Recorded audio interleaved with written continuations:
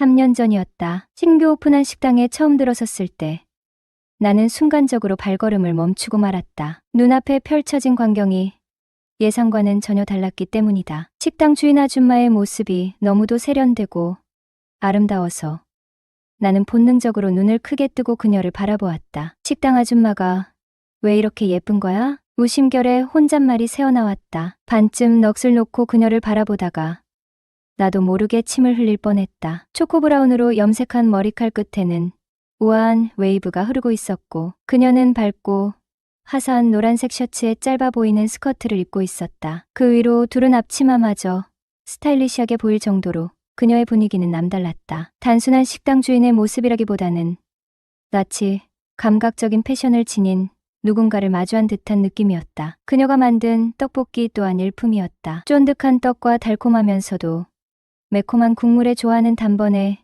내 입맛을 사로잡았고 우리 딸 역시 이곳 떡볶이를 세상에서 가장 맛있는 음식이라고 극찬했다. 그 덕에 우리는 하루가 멀다 하고 이 분식집을 찾게 되었다. 시간이 지날수록 그녀는 더욱 궁금한 존재가 되었다. 언제나 그녀의 얼굴에는 생기가 넘쳤고 그 자체로 사람을 끌어당기는 매력을 지니고 있었다. 나는 문득 그녀를 이성적인 감정으로 바라보게 되면서 한 번쯤 그녀와 가까워질 기회를 엿보고 있었다. 그러던 중 우연히 그녀의 이름과 사연을 알게 되었다. 송수진, 47세, 이혼하고 아이 둘과 사는 돌싱녀. 그녀를 처음 본 지는 꽤 오래되었지만 그녀가 혼자 지낸다는 사실을 알게 된 것은 불과 몇 달 전이었다. 그리고 운명처럼 어느 날 차를 몰고 가던 중 버스 정류장에 서 있는 그녀를 발견했다. 반가운 마음에 나는 차를 세우고 그녀에게 인사를 건넸다. 아주머니, 이 시간에 가게 안 보시고 어디 가세요? 그녀는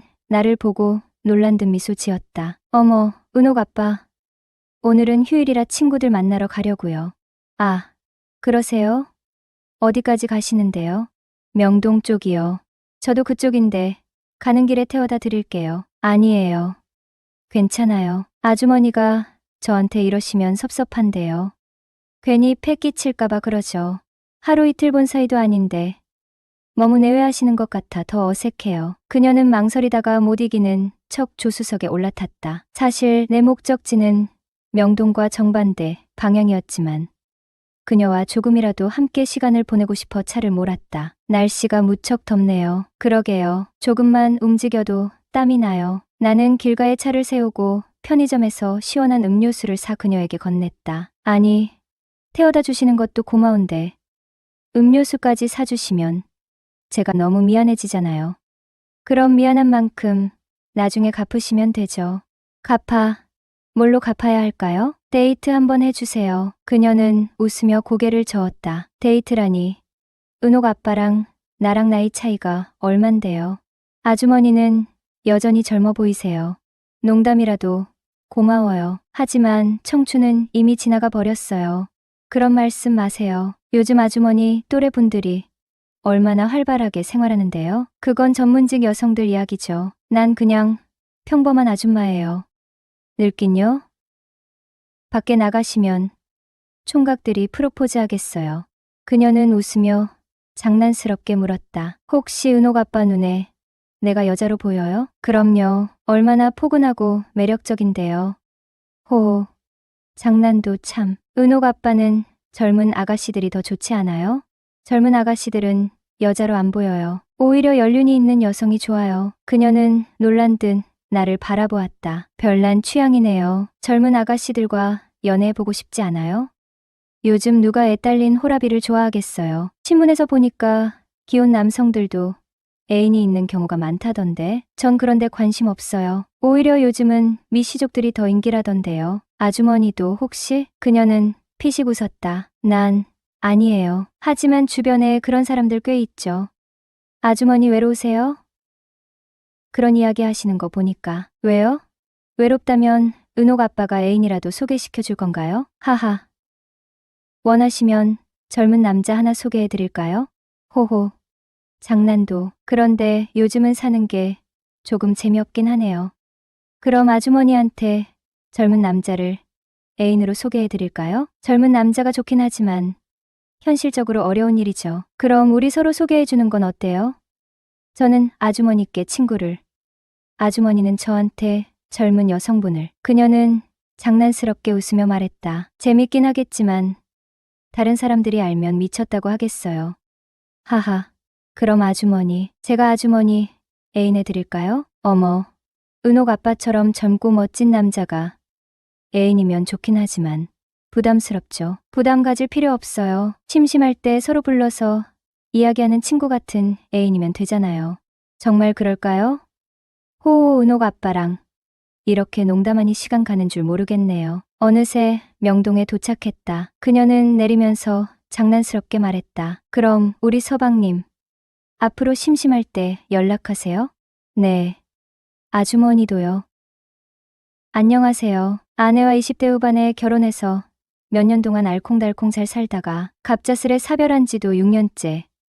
현재 30대 후반에 딸아이 하나 있는 평범한 남자예요. 20대 중반에 아주 착하고 어여쁜 아내를 만나 사랑에 빠져 2년 연애 후 결혼을 했었어요. 작은 다툼 한 번 없이 행복하게 지내면서 아이 낳고 살기를 3년쯤 되었을 때 평생 함께 하자고 약속했던 세상에서 제일 사랑했던 아내가 갑작스럽게 제 곁을 떠났어요. 정말 하늘이 무너지는 줄 알았고 회사까지 휴직하고 하루하루 술과 눈물 없이는 살지 못하던 때에 멋 모르고 웃고 있는 이쁜 딸아이 하나 보고 내가 무너지면 안 되겠다 싶어 딸 하나 바라보고 버티며 이제까지 살아왔죠. 시간이 약이라는 게 맞는 말인지 1년 정도 지나니까 웃기도 하고 딸과 함께 여행도 가고 맛있는 것을 먹으러 맛집을 다니기도 했네요. 물론 마음속 깊은 속엔 항상 제 아내가 자리하고 있었기에 또 다른 여자를 사랑할 수는 없었습니다. 젊은 호랍이란 소리에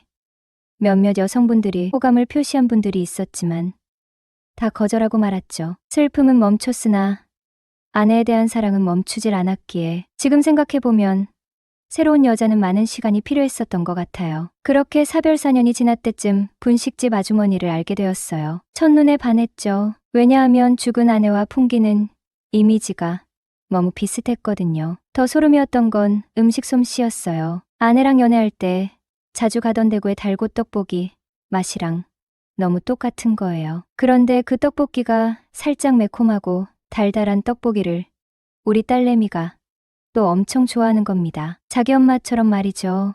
이후 단골집이 되었고 거의 매일 식당에 들러 얼굴 도장을 찍었어요. 그러니 없던 정도 생길 수밖에요. 그러던 어느 날 그녀의 이혼 소식을 듣고부턴 이성적인 감정이 마구마구 생겨나는 겁니다. 그러던 차에 분식집 아주머니에게 전화가 왔어요. 아이고, 아주머니 잘 계셨어요? 어쩐 일로 저에게 다 전화를 주시고.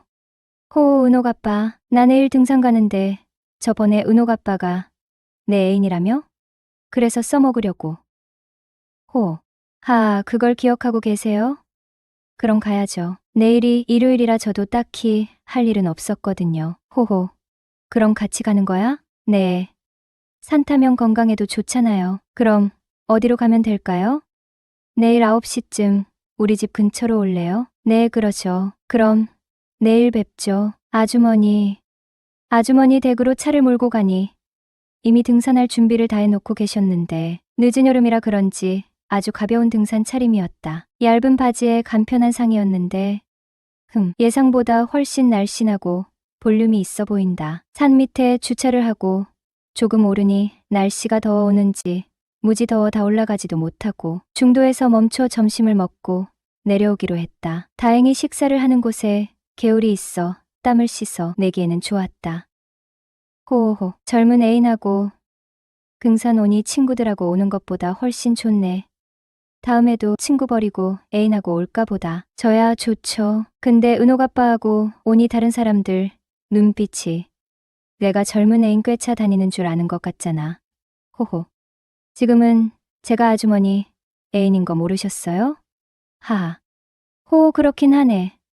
그려요. 집까지 바래다 주고 저녁 얻어먹고 너무나도 자연스럽게 연인 사이가 되었죠. 같은 아파트에 살면서 그녀가 손수 차려주는 따뜻한 밥상을 매일 마주하다 보니 어느덧 마음 깊이 정이 스며들었습니다. 중년의 나이에 호라비가 홀로 사는 여인의 집을 드나드는 모습은 아무래도 주변의 시선을 의식하게 만들었죠. 둘이 그렇고 그런 사이라는 소문이 났어요. 오랫동안 이 동네에 거주해 온 터라 웬만한 분들은 이미 저희 두 사람의 관계를 짐작하고 있는 듯 했어요. 이런 상황에서 관계를 지속할 바에는 오히려 결혼이라는 결실을 맺는 것이 자연스러운 수순처럼 느껴졌습니다. 1년이 넘는 시간 동안 서로의 진심을 확인했고 제 딸아이마저 그녀를 진심으로 따르기에 결혼은 긍정적인 방향으로 흘러갔어요. 부모님께서는 그녀의 나이와 식당에서 일하는 분이라는 점 때문에 처음에는 반대가 적지 않았어요. 하지만 제 확고한 의지를 보시고 혹은 호랍이 신세로 외롭게 지내는 아들보다 누구라도 곁에 있는 것이 낫다고 여기셨는지 예상외로 순순히 허락해 주셨습니다. 그녀의 아이들도 제 딸아이도 모두 흔쾌히 찬성하며 모든 일이 순조롭게 풀리는 듯했죠. 그러나 예상치 못한 난관이 불쑥 튀어나왔습니다. 바로 그녀의 전 남편으로부터 비롯된 문제였어요. 수년간 경제적인 책임을 회피하고 아내가 김밥을 말아가며 힘겹게 생계를 꾸리는 동안에도 그는 끊임없이 그녀에게 남자가 있는 것 아니냐는 의심을 품었다고 합니다. 일할 생각은 않고 집에 틀어박혀 아내가 벌어다 주는 돈으로만 생활하며 부부 사이에는 끊임없는 갈등이 야기되었다고 합니다. 심지어 폭력적인 행동까지 서슴지 않았고 그녀는 극심한 두려움과 아이들을 생각하며 이혼을 결심하게 되었다고 하였죠. 이혼 이야기가 처음 나왔을 때 전 남편은 완강하게 거부했다고 합니다. 하지만 친정 식구들의 도움, 가정 폭력으로 인한 경찰의 개입, 몸 곳곳에 남은 멍 자국에 대한 병원 진단서, 그리고 변호사의 법적 조력까지 더해진 후에야 겨우 이혼이 성사될 수 있었습니다. 이혼 과정에서 전 남편은 아이들을 양육할 능력도, 양육비를 보탤 여력도 없다며 아이들의 양육을 그녀에게 전적으로 맡기고 떠났다고 합니다. 그런데 저희 결혼 소식을 아이들을 통해 전해 들었는지 평소에는 연락조차 없던 전 남편에게서 갑작스럽게 연락이 잦아지기 시작했어요. 이전과는 완전히 다른 태도로 말이죠. 아이들과 제주도 여행을 가자는 둥, 아이들에게 아빠의 존재가 필요하지 않겠냐는 둥, 심지어 그녀에게 몰라보게 예뻐졌네, 완전히 딴 사람 같아, 진작 이렇게 꾸미고 다녔으면 이혼도 안 했을 텐데 라는 아첨 섞인 말을 건네기도 했습니다. 주말에는 오랜만에 가족 외식을 하자며 아이들을 핑계 삼아 계속해서 그녀와의 만남을 시도했고요. 지난주에는 불쑥 아이들이 보고 싶다며 집으로 찾아와 치킨과 피자를 시켜 먹고는 늦었으니 하룻밤 묵고 가겠다는 뻔뻔한 요구까지 했다고 합니다. 기가 막힌 그녀는 이혼한 남남인데 왜 이러냐며 강하게 항의했고 결국 거센 언쟁이 오갔다고 합니다. 전 남편은 뜻대로 되지 않자 격분하며 그녀에게 고함을 질렀다고 합니다. 너 재혼할 거면 애들은 내가 키울 거야.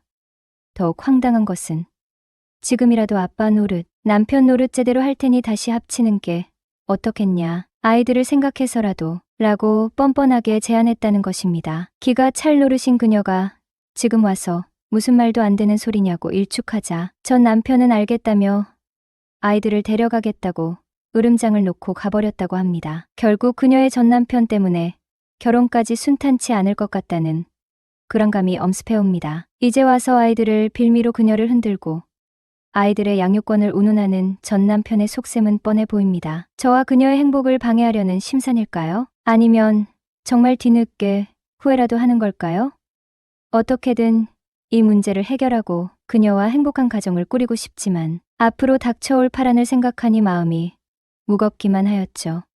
하지만 전 남편의 방해는 두 사람의 결속력을 더욱 단단하게 만들었어요. 그녀는 단호하게 전 남편에게 선을 그었고 저는 든든하게 그녀의 옆을 지켰죠. 다음 날 우리는 변호사를 찾아 법적인 자문도 구했어요. 현재의 협박과 스토킹에 가까운 행태는 충분히 법적으로 문제 삼을 수 있다는 답변을 들었고 만약 도를 넘는 행동을 계속할 경우 법적 조치를 취할 것이라는 뜻을 분명히 하였죠. 더 이상 흔들리지 않는 그녀의 모습에 전 남편도 점차 포기하는 기색을 보였어요. 아이들을 핑계로 연락하는 횟수도 줄어들었고 어느샌가 조용히 두 사람의 삶에서 멀어져 갔습니다. 결혼 준비는 순조롭게 진행되었어요. 양가 부모님은 다시 시작하는 두 사람을 따뜻하게 응원해 주었고 아이들은 새로운 가족이 생기는 기쁨에 들떠했습니다. 소박하지만 진심이 가득한 결혼식 날 환하게 웃는 그녀의 얼굴은 세상에서 가장 아름다웠습니다. 함께 차리는 아침 밥상,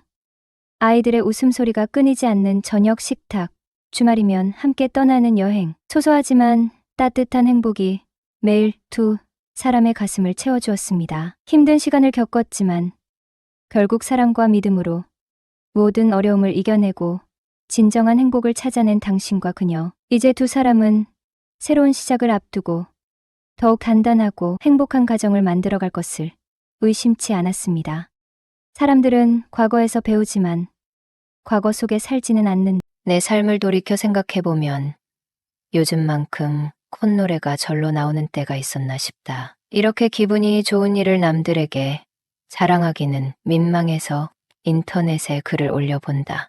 나는 1940년대에 태어났다. 남쪽 지방에서 3남매 중 막내로 태어났다. 인자한 부모님 밑에서 그저 철없는 막내딸로 자랐다. 언니, 오빠, 나 이렇게 3명이다. 나는 늦둥이로 태어나 언니와 무려 12살 차이가 났다. 언니는 나에겐 거의 엄마나 진배 없었다. 언니, 오빠의 사랑을 듬뿍 받으며 자랐다. 우리 집 형편이 어렵진 않았는데 그 시대에는 남자만 고등교육을 시켰다. 그래서 내 최종 학력은 초등학교이다. 나는 초등학교 다니는 내내 공부를 잘했고 나름 영특하다는 소리를 들으며 자랐다. 오빠의 대학 동기 중에 결혼 안 한 남동생이 있었다. 그 남동생이 지금 내 남편이다. 우리는 부산에서 결혼식을 올리고 작은 집이지만 신혼집에서 알콩달콩 살림을 시작했다. 남편은 집 근처 공장에 다니며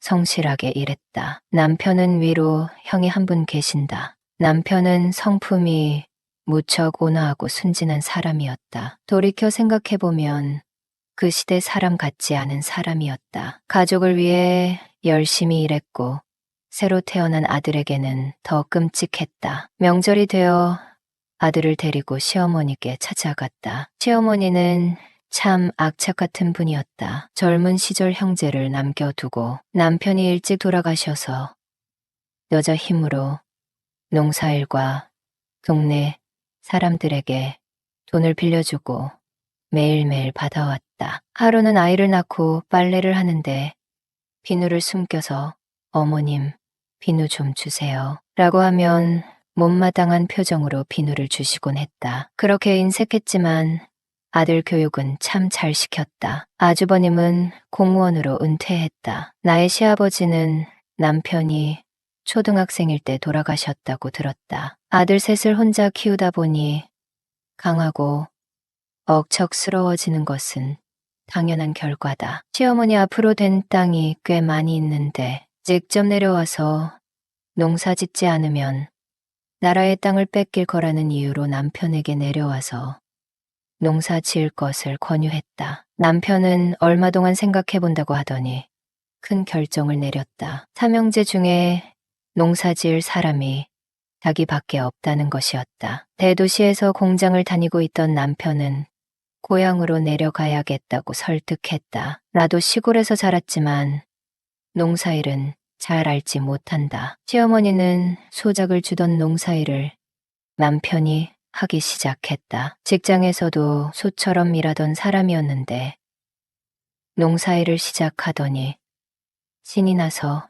일을 더 벌리기 시작했다. 남편은 공장에서도 성실하기로 소문난 사람이었는데 집에 와서는 더 악착같이 일했다. 그렇게 우리는 3남매를 낳아 땅도 많이 사고 이 지역에서 유지 소리를 듣게 되었다. 남편은 물려받은 땅이 많았다. 이곳으로 내려오자마자 한 일은 벼농사, 수박, 토마토 하우스였다. 밭에서는 고구마, 감자, 고추를 심었다. 그리고 10년 전부터 하우스를 연결해서 연동으로 지었다. 우리 하우스는 이 동에서 가장 크고 수입이 많다. 파프리카를 재배하는데 일본에 수출하고 있다. 우리 하우스가 높다 보니 바로 옆 하우스 주인에게 매년 보상을 해주고 있다. 이웃끼리 이런 거 안 받아도 된다고 하지만 내년 넘치도록 질 좋은 파프리카를 몇 박스씩 주고 있다. 우리 부부는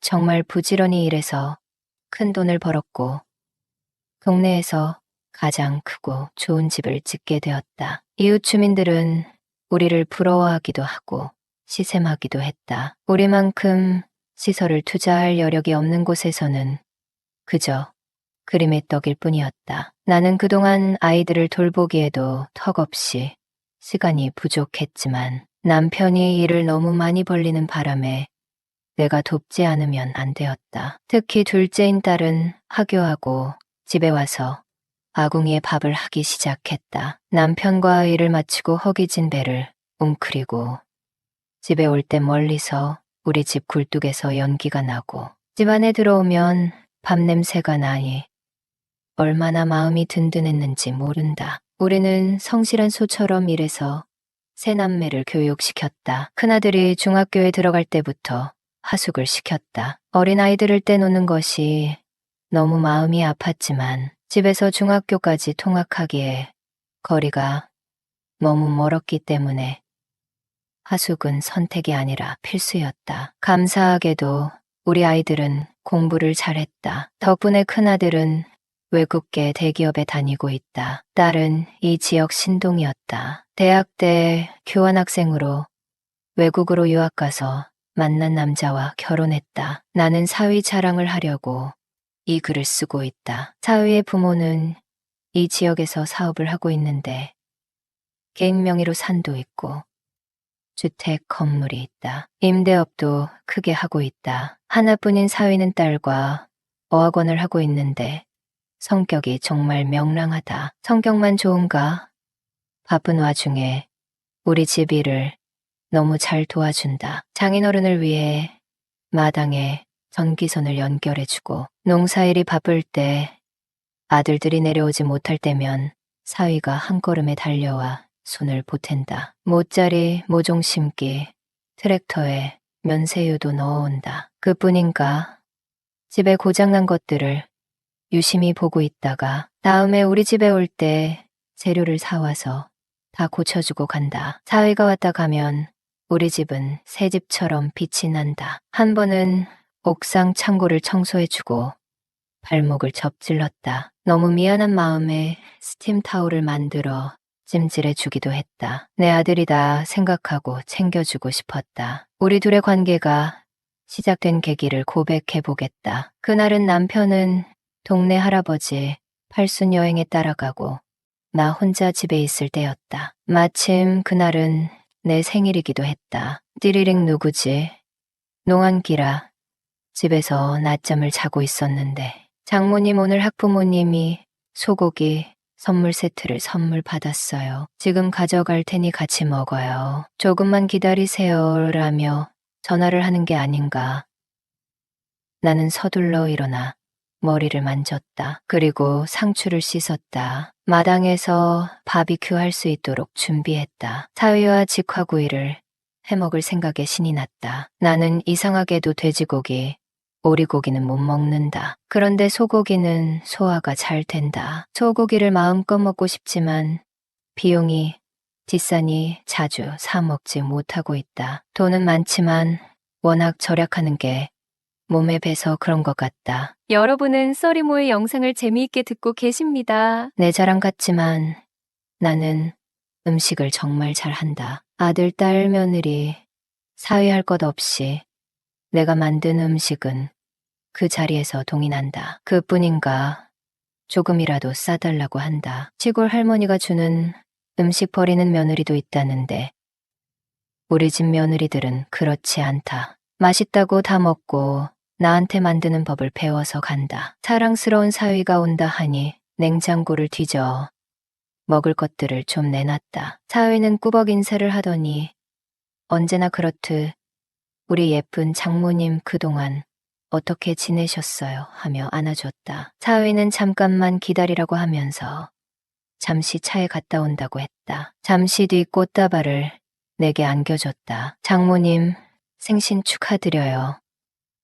얘가 제일 좋아하는 장미꽃이었다. 아침에 아들들에게 전화를 받긴 했지만 선물을 보내주지는 않았는데 사위는 내 생일을 챙겨주려고 직접 온 것이었다. 사위는 육회거리를 먼저 내놨다. 부엌에서 배를 자르고 참기름을 부어 육회를 먼저 먹었다. 장인어른은 어디 가셨냐고 물었고 동네 마을회관 회원 중 한 분이 팔순이라고 해서 2박 3일로 여행 가셨다고 내일 들어오실 거라고 했다. 사위와 소고기를 구워 먹으며 종알종알 수다를 떨었다. 사위는 요즘 학원이 잘 된다면서 신나게 수다를 떨었다. 시골 늙은 할머니가 뭐가 좋다고 장모님 하며 나를 챙기는지 우리 파프리카 하우스 일꾼들 먹을 간식거리도 사오고 동네 어르신께도 공손하게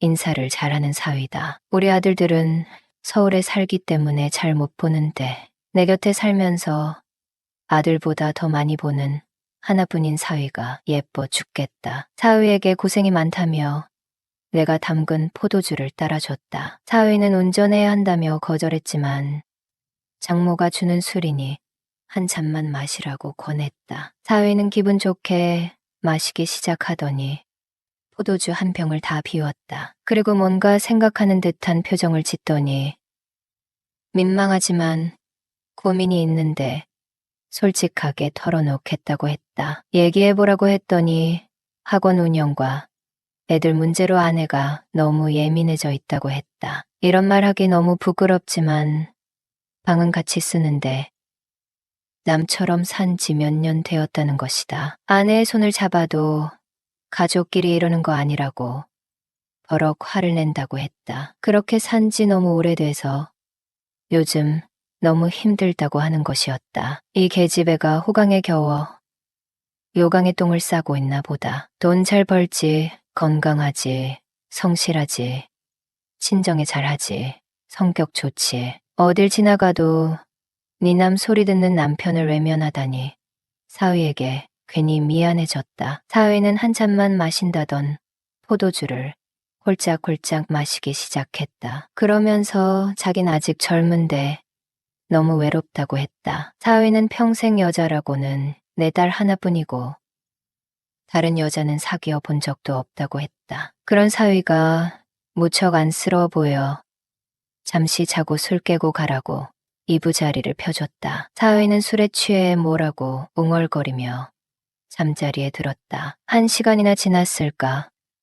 물을 찾는 사위의 목소리에 나는 시원한 생수를 갖다 줬다. 사위는 시원하게 들이켜더니 장모님, 오늘 그냥 여기서 자고 가야겠어요. 와이프한테는 전화하면 되니까요 라고 했다. 나는 알았네. 우리 사위 오늘 스트레스 다 풀고 가 하고 사위 옆에 앉았다. 사위는 이런저런 얘기를 하며 장모님, 불편하게 앉아 계시지 말고 그냥 편하게 제 옆에 누우세요라고 했다. 나는 사위 옆에 누워 딸이 어렸을 적에 어땠는지 하나하나 얘기해 주기 시작했다. 사위는 내 눈을 똑바로 보더니 장모님, 그 딸은 지금 그냥 엄마 역할만 하고 있어요. 부인 역할은 안 한다니까요 하며 애잔한 눈빛을 보냈다. 그리고 우리는 마음이 통했고 곧바로 즐거운 시간을 보냈다. 평생 농사일에 빠져 소처럼 일만 하는 남편은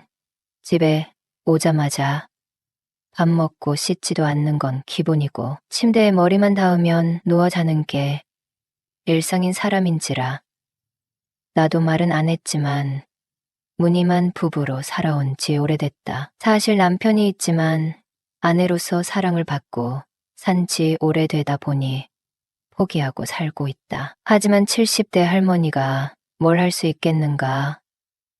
사위는 역시 젊었다. 우리는 어색했지만 금세 유쾌한 분위기로 전환했다. 나는 오늘 너무 고마웠다고.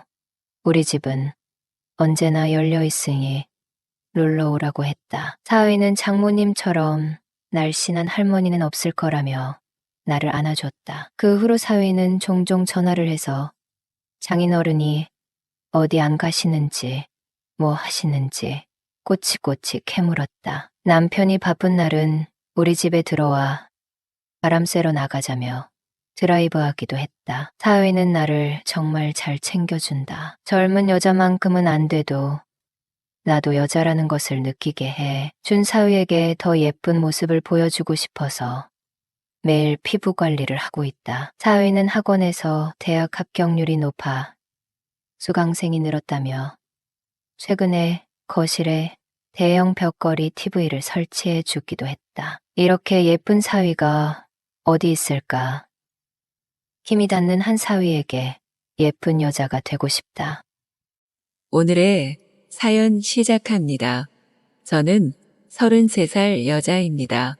저는 지금 3년째 연애를 못하고 있습니다. 3년 전에 사귀고 헤어졌던 남자 때문에 웬만한 남자는 눈에 차지가 않아서 연애를 시작조차 못하고 있어요.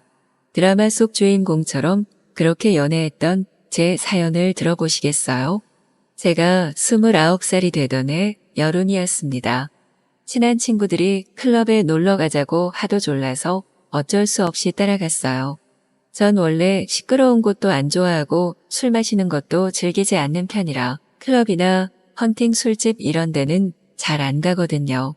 아무튼 클럽은 태어나서 처음 가는 거였는데 그냥 조금만 노는 척 있다가 집에 가야겠다 생각하고 억지로 따라갔나요. 엄청 유명한 클럽이라고 해서 갔더니 5성급 호텔 지하에 있는 그런 곳이었어요. 클럽으로 들어가자마자 친구들은 신이 나서 지들끼리 춤을 추겠다고 무대 쪽으로 가버렸고 전 그냥 구석에서 인상을 찌푸리며 서 있었습니다. 그런데 자꾸 시선이 느껴지더라고요. 한 남자가 계속 저를 보고 웃고 있었어요. 술이 많이 취해서 저런가 싶어 그냥 자리를 피하려고 하는데 그 남자가 저한테 다가왔습니다.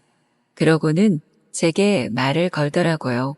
너무 시끄러워서 뭐라고 하는지 알아듣지도 못하겠고 그냥 자리를 피해야겠다 싶어서 지나가려고 하니 제 팔을 확 낚아채서 자기 쪽으로 끌어당기는 게 아니겠습니까? 그때부터 기분이 별로 좋지 않았는데 그 다음 행동이 정말 가관이었습니다.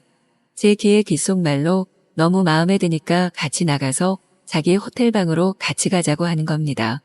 나에 대해 잘 알지도 못하는 남자가 호텔로 가자고 말을 하니 순간 너무 화가 나고 불쾌해서 그 남자 뺨을 한 대 쳐버렸어요. 건너편에서 춤추던 제 친구들이 놀라서 달려왔고 그 남자의 친구들로 보이는 남자친구들도 몰려오더라고요. 싸움이 날 것 같았는지 제 친구들이 저를 끌고 클럽 밖으로 나왔고 그 남자 무리도 따라서 나오더라고요. 그래 니들이 나한테 싸움 걸면 싸우고 경찰서라도 가면 되는 게 아니겠나 하는 마음으로 친구들한테 잠깐 저를 놔보라고 말하고 그 자리에 서서 그 남자를 향해 이리 오라고 손짓을 했습니다. 그 남자는 자신의 친구 무리한테 뭐라고 말하고는 혼자 제 쪽으로 오더라고요. 그 남자는 기분 나쁘게 계속 웃고 있었습니다. 지금 뭐 하는 거냐고 다짜고짜 소리를 질렀어요.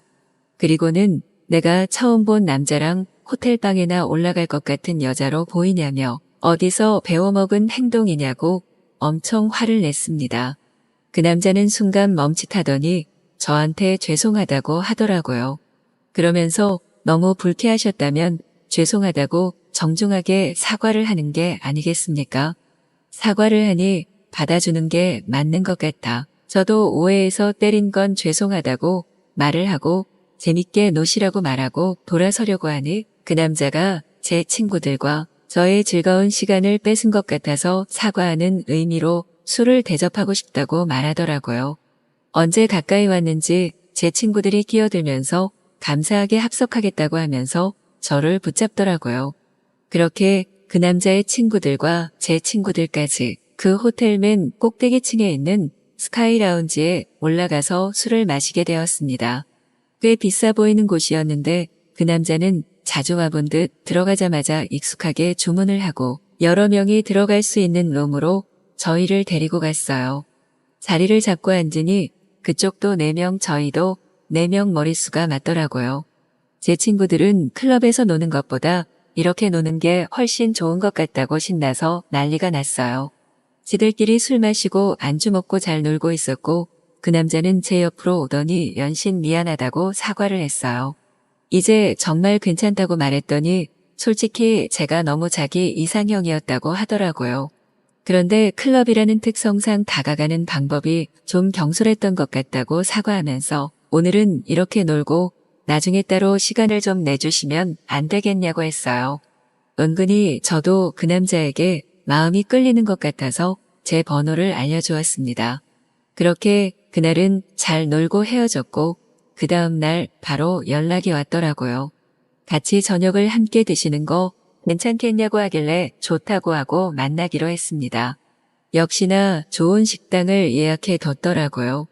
밥을 먹으면서 천천히 대화를 해보니 제가 생각했던 것처럼 이상한 사람은 아니고 오히려 엄청 엘리트한 사람이었어요.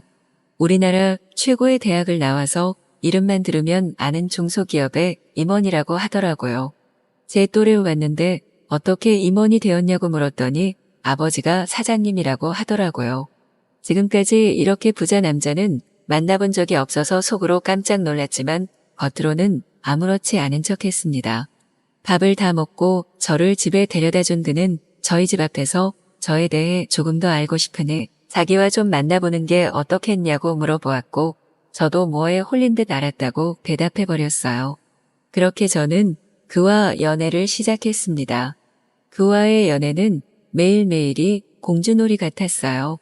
TV에서나 보던 명품 브랜드 선물을 몇 개씩 해주기도 했고 태어나서 처음 먹어보는 음식을 먹고 가보지 못했던 곳들을 가며 시간을 함께 보냈습니다. 그렇게 100일이 되는 날 그는 저를 처음 만났던 그 클럽에 데리고 갔어요. 처음 왔을 때와는 다르게 저도 리듬에 몸을 맡겨 춤을 추기도 하고 그와 웃고 떠들며 시간을 보냈습니다. 그러다 그가 제 귀에 갑자기 속삭였어요. 제가 너무 마음에 든다며 같이 위에 잡아둔 호텔로 가자고 했습니다. 순간 그때가 떠오르며 저는 미소를 지었어요. 이번에는 뺨을 때리는 대신 뺨에 입맞춤을 하며 알겠다고 대답했습니다. 그렇게 그와 함께 호텔로 올라갔어요. 그가 예약해둔 객실로 들어갔더니 입구부터 장미꽃이 뿌려져 있었습니다. 그 장미꽃은 침대까지 쭉 이어져 있었어요. 너무 황홀하고 행복했습니다. 저는 기뻐서 그의 입술에 제 입을 맞췄습니다. 그는 제 몸과 마음에 불을 질렀고 그렇게 저는 그 남자랑 사랑을 나누게 되었습니다. 저는 지금껏 느껴보지 못했던 환희를 몇 번이나 느꼈습니다. 얼마나 시간이 흘렀을까 밖을 보니 해가 뜨고 있었어요. 일어나 보니 그가 저를 사랑스러운 눈빛으로 바라보고 있었어요. 그리고 그의 입술은 다시 제 입술을 찾아 입을 맞췄고 저희는 또다시 사랑을 나누었습니다. 그 이후로도 그와의 로맨틱한 데이트는 계속되었어요. 그렇게 6개월 정도 사귀었을 때 어느 날 그가 제게 할 말이 있다고 했어요. 속으로 내심 프로포즈를 받는 건 아닐까 설레었습니다. 그런데 그의 말에 저는 무너지고 말았어요. 그는 내년에 결혼을 해야 할 것 같다고 했어요. 선자리가 들어왔는데 실제로 보지는 않았지만 서로의 조건도 맞고 회사에 도움이 되는 여자라 결혼을 안 할 이유가 없다고 하더라고요. 저는 너무 당황하고 배신감을 느껴서 당장 헤어지자고 말했고 그가 더 어이없다는 듯 제게 헤어질 필요가 있냐고 묻는 게 아니겠습니까? 결혼은 결혼인 거고 그는 저를 사랑한다고 했어요. 멜로드라마였던 제 장르가 갑자기 막장 드라마로 변하는 순간이었어요. 저는 그를 이해할 수 없었어요. 결혼과 사랑이 따로라고요? 평범한 사람들의 생각은 아니잖아요. 그렇게 전 그와 연락을 끊어버렸고 그 후로도 그에게 만나자는 연락이 꾸준히 왔지만 전화번호도 바꾸고 이사를 해버렸어요. 그렇게 3년의 시간이 흘러버린 겁니다. 남자를 계속 만나보고 썸이란 것도 몇 번 탔지만 연애로는 이어지지 않더라고요. 그와 보냈던 드라마 속 여주인공 같았던 순간들이 계속 저를 괴롭혀서 연애로까지 이어지지 못하고 계속 끝나버렸습니다. 전 앞으로 어떻게 해야 할까요? 제가 연애를 다시 할 수 있을까요?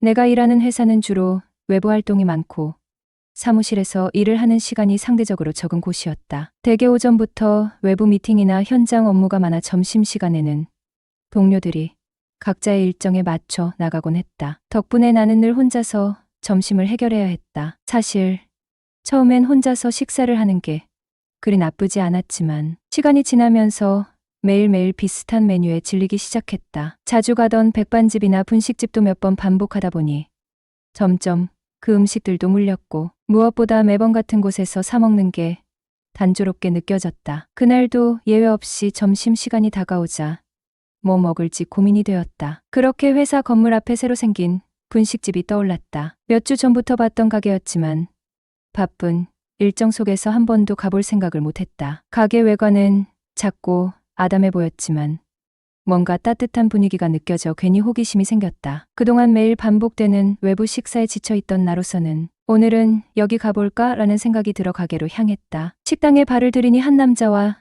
여자가 먼저 와 있었다. 남자는 정말 조폭인가 싶을 만큼 큰 손과 험악한 인상을 하고 있었다. 어휴, 무섭게 생겼네. 속으로 생각하며 자리에 앉았는데 주인 아줌마가 환하게 웃으며 나를 맞이했다. 어서 오세요. 뭐 드릴까요? 만두국 하나 주세요. 처음 오셨죠?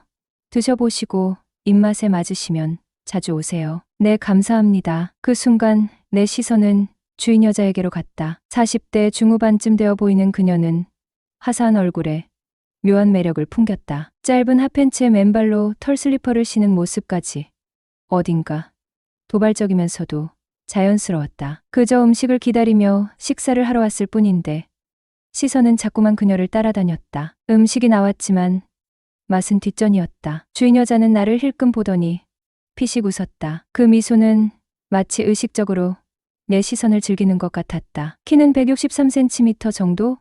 커다란 눈, 도톰하고 윤기나는 입술까지 모든 것이 완벽했다. 이런 데서 일할 사람 같지는 않은데 결혼은 했겠지? 남편이 누구인지 몰라도 부럽다. 생각이 이어질 즈음 그녀가 먼저 말을 걸었다. 처음 오셨죠? 음식이 입맛에 맞으면 앞으로 자주 오세요. 하하, 맛이 좋네요.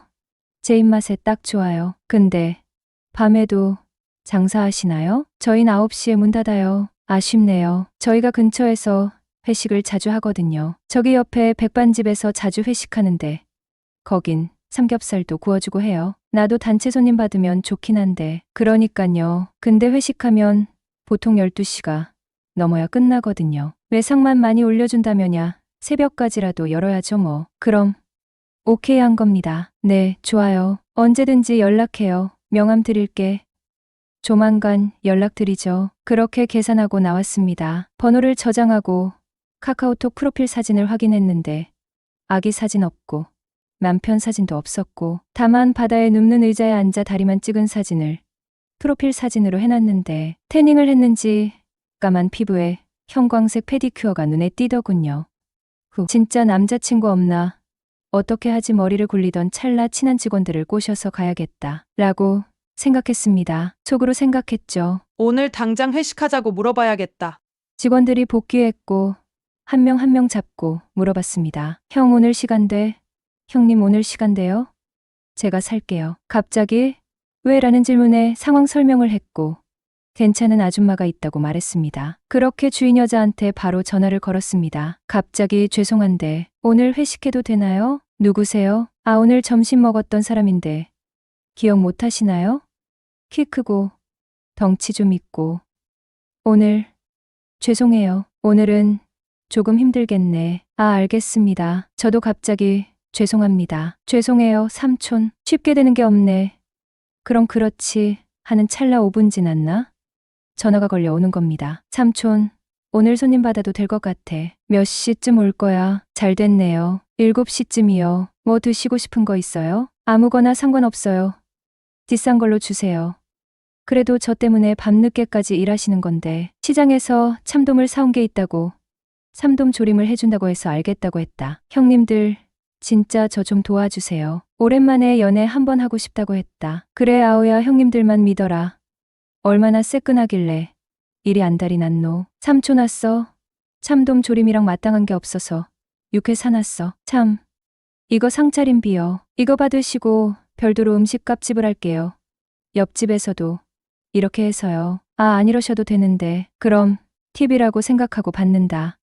호호. 참돔 조림이 나오고 육회도 나오고 소주가 한 병 두 병 늘어가고 있을 때 동시가 너는 키도 크고 듬직하고 돈도 잘 벌고 여자친구가 왜 없냐? 서빙하던 미씨가 갑자기 말을 끊더니 삼촌 여자친구 없어? 저 솔로로 지낸 지 꽤 됐어요. 얘 여자친구 없어요. 보기보단 착해요. 그러게 왜 없을까? 내가 봐도 괜찮은데. 이상하네. 아줌마가 좀 데리고 가요. 우리도 놀아주느라 죽겠어. 그러지 말고 안 바쁘면 와서 한잔해요. 아휴 초면에 어떡해. 그때 아줌마에게 전화가 왔다. 잠깐만.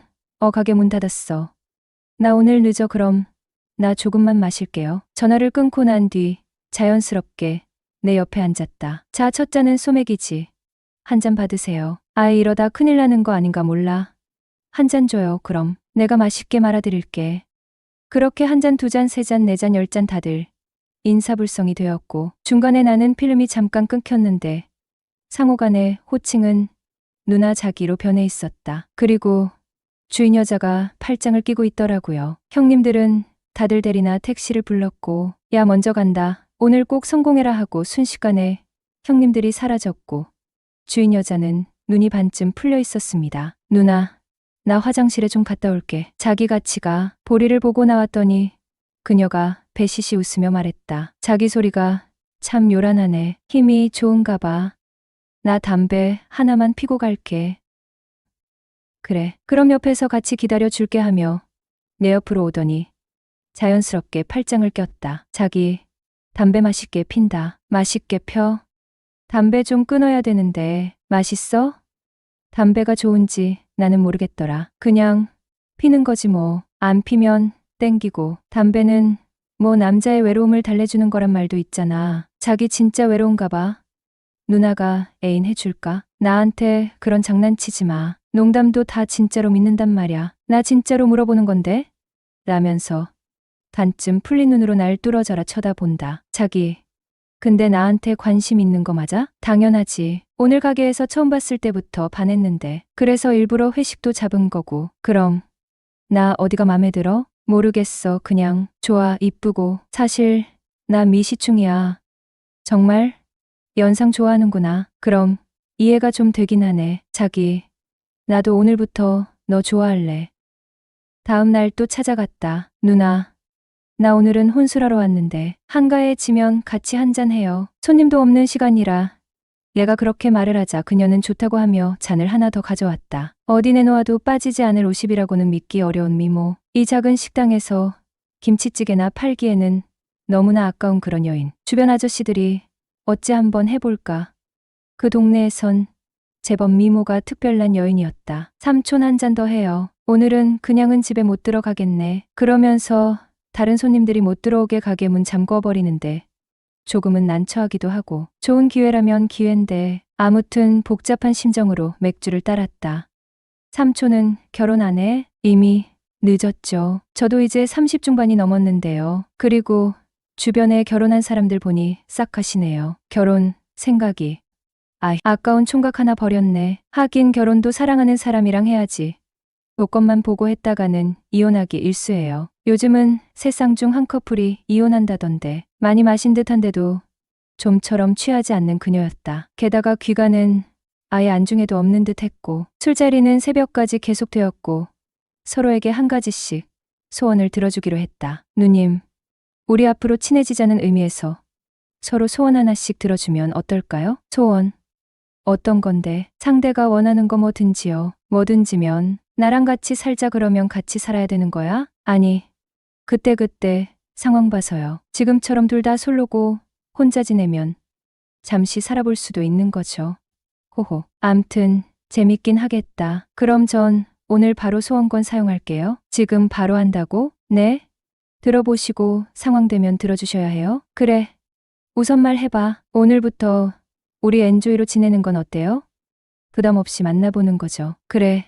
알았어. 나야 삼촌이랑 연애하고 좋지 뭐. 그날 이후로 동거하다시피 살다 보니 어느새 자연스럽게 살림을 차리고 있네요. 안녕하세요. 저는 올해로 40살이 된 남성입니다. 제 여자친구는 저보다 13살 많은 53살입니다. 이 관계가 시작된 배경을 말씀드리자면 저는 과거에 몇 번의 연애를 통해 결혼에 도전했지만 계속 실패를 겪으며 마음의 상처를 안고 있었습니다. 1년, 3년씩 연애를 이어가던 여자들과 결혼을 이야기하다가 결국 파국을 맞았고 그 이후로는 외로움과 허탈감 속에서 지내던 시기가 길었습니다. 그런 가운데 지금의 여자친구를 만나게 되었습니다. 처음엔 단순히 엔조이라고 생각하며 시작한 관계였습니다. 그녀는 살가운 성격을 지녔고 배우 김성령을 떠올리게 하는 세련된 외모를 가지고 있었습니다. 그녀와의 첫 만남에서 느낀 매력 덕분에 관계는 자연스럽게 발전하여 일주일도 채 되지 않아 연인 관계로 이어졌습니다. 당시 저는 37살이었고 인생에서 가장 힘들고 외로운 시기를 보내고 있었죠. 모든 것이 어둡고 막막했던 그 시절.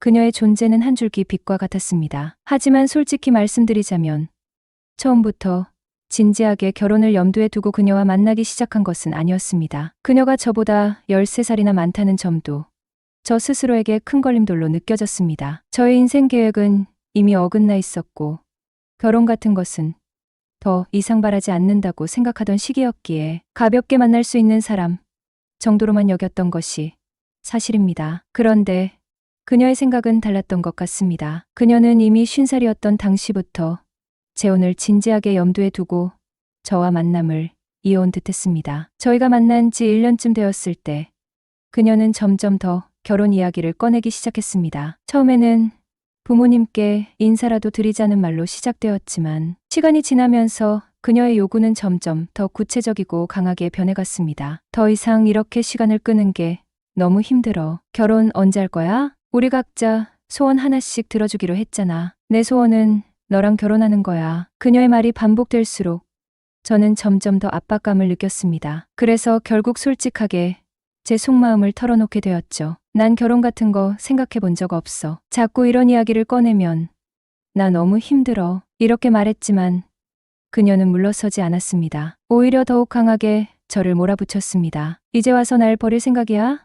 난 너와 함께하는 미래를 꿈꾸고 있는데 내가 이렇게 나오면 정말 힘들어. 그녀의 말에는 상처받은 감정이 가득 담겨 있었고 저는 그런 그녀를 보며 죄책감을 느끼기도 했습니다. 하지만 동시에 그녀의 지속적인 압박에 점점 더 지쳐갔습니다. 정말 올해까지 결혼하지 않는다면 차라리 헤어지자. 이렇게 어정쩡한 관계는 싫어. 너와 함께 있으면서도 난 외로워. 그녀의 말이 반복될수록 제 마음은 점점 복잡해졌습니다. 저는 정말 그녀를 떠날 생각이 없었습니다. 그녀와 함께한 시간은 저에게 너무나 소중했고 그녀의 따뜻한 성격과 배려심은 제가 그동안 만나왔던 누구와도 비교할 수 없을 만큼 큰 위안이 되었거든요. 하지만 결혼이라는 주제는 저에게 너무 무겁고 어려운 과제처럼 느껴집니다. 결혼은 단순히 두 사람의 약속으로 끝나는 것이 아니라 가족, 사회적 책임, 그리고 미래에 대한 약속이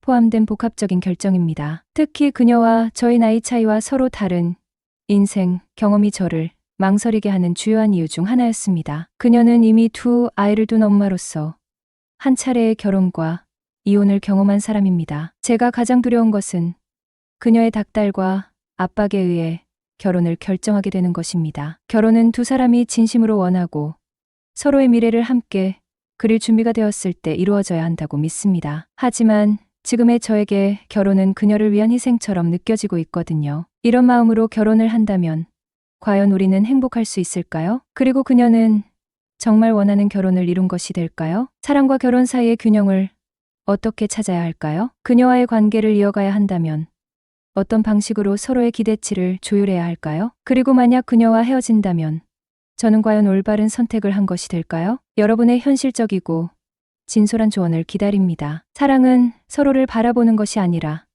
함께 같은 방향을 바라보는 것이다. 안녕하세요. 요즘 정말 많은 분들이 배달업에 종사하고 계시죠? 저도 작년부터 하던 장사를 때려치고 배달을 하고 있습니다. 오히려 이게 편하더라고요. 장사하면서 아침부터 저녁까지 뼈 빠지게 일해도 알바들 주고 나면 저는 100만 원 가져가기 힘들었는데 배달을 하고 난 뒤로는 열심히 했더니 한 달에 500만 원은 거뜬하게 집에 가져다 줄 수 있었어요. 처음엔 위험하다고 나가지 말라고 말리던 아내도 몇 달째 돈을 그렇게 가져다 주니까 그런 이야기가 쏙 들어갔습니다. 저는 제 장사할 때부터 종종 직접 배달을 하기도 했습니다. 돈도 아끼고 오토바이 타는 것을 좋아했기 때문에 즐거운 마음으로 배달을 하러 다녔어요. 항상 안전이 최우선이라 헬멧은 기본이고 무릎과 팔꿈치 보호대까지 완전 풀로 장착하고 다니고 있어요. 배달을 하며 운전도 힘들고 위험하지만 그것보다는 사람이 더 힘들게 하는 경우가 많습니다. 빨리 안 온다고 항의하거나 배달일 외에 개인적인 심부름을 시키는 경우도 적지 않아요. 그리고 오늘 해드릴 이야기처럼 살다 보면 잘 만나기 힘든 제정신이 아닌 사람들도 만날 수 있습니다. 제가 오늘 해드릴 이야기는 몇 달 전에 있었던 제정신이 아닌 여자 이야기입니다. 배달을 하기엔 한참 피크타임이었던 금요일 오후 10시쯤이었어요. 오후 내내 열심히 배달을 하다가 잠깐 숨도 돌릴 겸 근처 편의점에서 음료수 하나 사다 마시면서 쉬고 있었는데 제 핸드폰에 콜이 뜨더라고요. 바로 이 근처 번화가 숙박업소였고 그 시간대쯤에 많은 배달기사가 퇴근하는 시간이라서 저도 받을까 말까 고민하고 있었습니다. 아무리 기다려도 그 콜을 잡는 사람이 없어서 어쩔 수 없이 제가 잡았어요. 오늘 배달은 이걸 마지막으로 끝내고 나도 집으로 들어가야겠다 생각하면서 배달 주문이 들어온 야식집으로 향했습니다. 이제 퇴근한다는 생각에 나도 모르게 몸에 힘이 들어가고 오토바이 속도도 점점 빨라지더라고요. 안전하게 타야 한다는 걸 알면서도 꼭 퇴근 전 배달은 그게 잘 안 됩니다. 숙박업소에서 시키는 배달은 보통 남자들이 가운 걸치고 나오거나 속옷 한 장만 덜렁 입고 나오는 경우가 많습니다. 뭐 본인이 자신이 있거나 하면 또 모르겠는데 진짜 남자인 제가 봐도 별로 볼 것도 없는 사람들이 본인 물건 다 드러나 보이게 덜렁대며 걸어오는 걸 보고 있으면 진짜 눈을 감아버리고 싶습니다. 처음 배달 다닐 때야 깜짝깜짝 놀랐지만 이젠 이런 일에도 익숙해져서 더럽다는 생각 외에는 아무런 마음이 생기지 않았더라고요. 아무튼 목적지에 도착했는데 방에 도착해서 문을 두드렸더니 대답이 없었습니다. 한참 두드려도 아무도 나오지 않자 영수증에 적힌 전화번호로 전화를 했습니다. 그러자 어떤 여자가 전화를 받더니 미안하다고 못 들었다고 하더라고요. 저는 당연히 남자를 내보낼 줄 알고 약간 짜증이 나 있는 상태였어요. 문이 열리는 소리를 듣자마자 제가 문 손잡이를 확 당겨버렸는데 이게 무슨 일인지 방 안쪽 문고리를 잡고 있던 여자가 휙 딸려 나오더라고요. 진짜 너무나도 깜짝 놀랐습니다. 뭐 하다 나왔는지는 몰라도 머리카락부터 전체적으로 촉촉하게 젖어 있었고 다른 걸 입었는지 아닌지는 알 수 없지만 가운 한 장 입고 나왔더라고요. 여자는 나름 날씬하고 있을 건 다 있었습니다. 얼굴도 이쁘장했고 머리는 염색머리였어요. 옷은 가운을 입고 있었는데 가운 밖으로 느껴지는 볼륨도 상당한 수준이었습니다. 신발장에는 남자 신발이 보이는데 어째서 여자가 나왔나 싶었습니다. 결제를 하기 위해서 카드기를 꺼냈는데 여자가 팔을 들어 카드를 내밀었고 그 순간 제대로 묶어두지 않았던 가운이 열려서 그 안이 다 들여다 보였어요. 순간 민망해서 고개를 돌리고 계산하는데 남자의 본능이 저도 모르게 제 눈을 그 여자에게로 향하게 하더라고요. 그러면 안 된다고 제 인생 여기서 끝날 수도 있다는 생각에 필사적으로 참았지만 결국 제 본능을 이길 수는 없었습니다. 열린 가운 사이를 슬쩍 봤는데 아무것도 안 입고 있었다는 건 정확하게 기억이 납니다. 그런데 제가 여자에게로 눈길을 돌린 그 찰나에 여자와 눈이 마주쳤었어요. 여자는 저와 눈이 마주치자 아무 말 없이 씩 웃었고 저는 뭘 보고 안 보고를 떠나서 인생 끝날 것 같은 두려운 마음에 벌벌 떨었습니다. 그리고 바로 영수증이랑 카드를 돌려주고 돌아서 가려고 했는데 여자가 제 손에서 카드를 받으며 아주 작게 속삭이면서 잘 봤냐고 묻는 게 아니겠어요? 순간 제가 잘못 들은 건가 싶더라고요. 너무 뜬금없고 어처구니 없는 질문에 할 말이 없어서 네? 라고 했더니 그 여자가 다 보지 않았냐고 설마 다 못 본 거냐고 하면서 제 어깨를 슬쩍 만지더라고요. 진짜 봤다고 하면 경찰이라도 부르는 건지 이걸 봤다고 해야 할지 말아야 할지 고민을 하다가 바로 앞에서 다 보여주는데 그걸 안 봤다고 하는 것도 이상한 일이라 그냥 사실대로 이야기할 수밖에 없었습니다. 그래서 어쩔 수 없었다면서 죄송하다고 하며 고개를 꾸벅 숙여 사과했다니 그녀는 아까처럼 입가에 살짝 미소를 지으면서 음식 잘 먹겠다고 하면서 수고하라고 하면서 문을 닫고 들어갔습니다. 진짜 아직도 그날의 그녀가 제게 보낸 미소가 생생하게 기억이 납니다.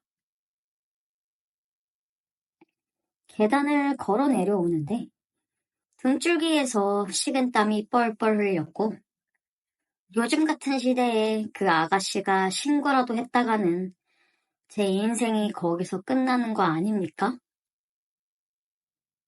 재수 옹붙었다는 생각에 그날은 정말 더 이상 일을 하면 안 되겠다는 생각이 들더라고요.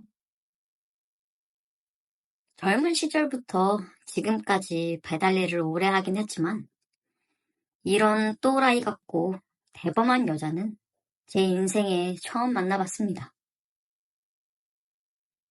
그렇게 어처구니 없게 자기 것을 다 보여주는 사람도 처음이었고요. 너무 황당한 사람이라 오히려 무서웠습니다. 혹시나 뒤늦게라도 경찰에 신고하는 거 아닌가 싶어서 며칠 동안은 출근도 안 하고 몸 아프다는 핑계로 집에서 쉬었습니다. 하지만 아직까지 아무 일도 일어나지 않는 걸 보니 그냥 진짜 제정신이 아닌 여자였던 걸로 생각하고 있어요. 살면서 별별 일이 다 있지만 그날의 또라이 같은 사람은 다신 만나고 싶지 않네요.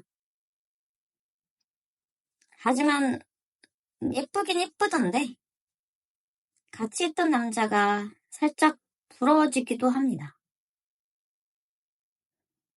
오늘의 사연은 여기까지입니다. 오늘도 끝까지 들어주셔서 정말 감사합니다. 좋은 하루 되세요.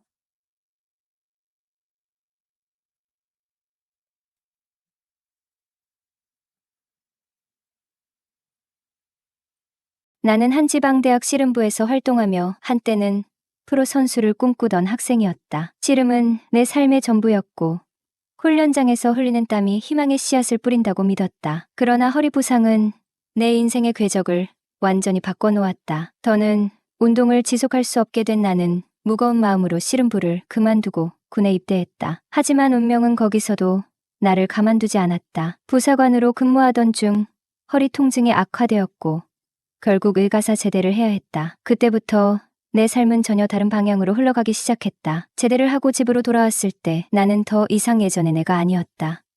허리 부상에서 오는 통증보다 더 힘든 것은 내 안에 자리 잡은 공허함이었다. 더불어 나의 성격은 포악하고 거칠게 변했다. 사소한 일에도 짜증을 내고 주변 사람들과의 관계가 악화되었다. 그렇게 점점 깊어져만 가는 우울증 속에서 나는 어둠에 갇힌 기분이었다. 그 시절을 떠올리면 우울증보다도 무서웠던 것은 주변의 시선이었다. 가난한 집안에서 자라난 내가 사회의 기대치를 충족하지 못한다는 현실은 끔찍했다. 특히 우울증은 그때의 사회적 분위기에서 공감받기 어려운 주제였다. 정신건강에 대한 인식이 부족했던 당시 나는 그저 나약한 사람으로 비춰질 뿐이었다. 이런 상황 속에서 내 유일한 버팀목은 어머니였다. 고생스러운 삶을 살아가는 어머니의 모습을 보며 나는 다시 일어서야겠다고 마음먹었다. 어머니의 소원대로 안정적인 공무원이 되겠다고 결심하고 준비를 시작했다.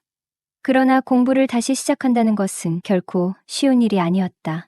학원 근처의 작은 방을 빌려 공부에 전념하려 했지만 오랜 시간 동안 단절되었던 학습 습관은 쉽게 돌아오지 않았다. 하루하루가 전쟁 같았다. 머리를 책에 묻고 시간을 쪼개 공부했지만 내 마음속엔 불안과 두려움이 항상 자리 잡고 있었다. 1년을 그렇게 보냈지만 첫 번째 시험은 실패로 돌아갔다. 합격자 명단에서 내 이름을 찾지 못한 그날 나는 어머니께 미안하다는 편지를 썼다. 어머니는 괜찮다며 나를 위로했지만 나는 내 자신이 초라하게 느껴졌다. 두 번째 도전을 위해 나는 서울로 이사를 결심했다. 더 큰 도시에서 더 좋은 환경에서 공부하면 나아질 거라고 믿었다. 서울에 도착하자마자 학원 근처에서 방을 구하기 시작했다. 그러다 우연히 한 집의 방을 소개받게 되었다. 집주인은 40대 중반의 남성이었고 한때 부동산 개발로 큰 돈을 벌었으나 사기와 소송으로 재산을 모두 잃었다고 했다. 지금 남은 재산은 겨우 집 한 채뿐이라며 그는 돈이 급한 나머지 1년치 선불 조건으로 나에게 방을 헐값에 내주었다. 그렇게 나는 그 집에서 새로운 삶을 시작했다. 집주인은 경마와 도박에 빠져 살고 있었고 그로 인해 가족 간의 관계도 악화된 듯 보였다. 하지만 그 집에서 나를 진정으로 놀라게 한 사람은 그의 아내였다.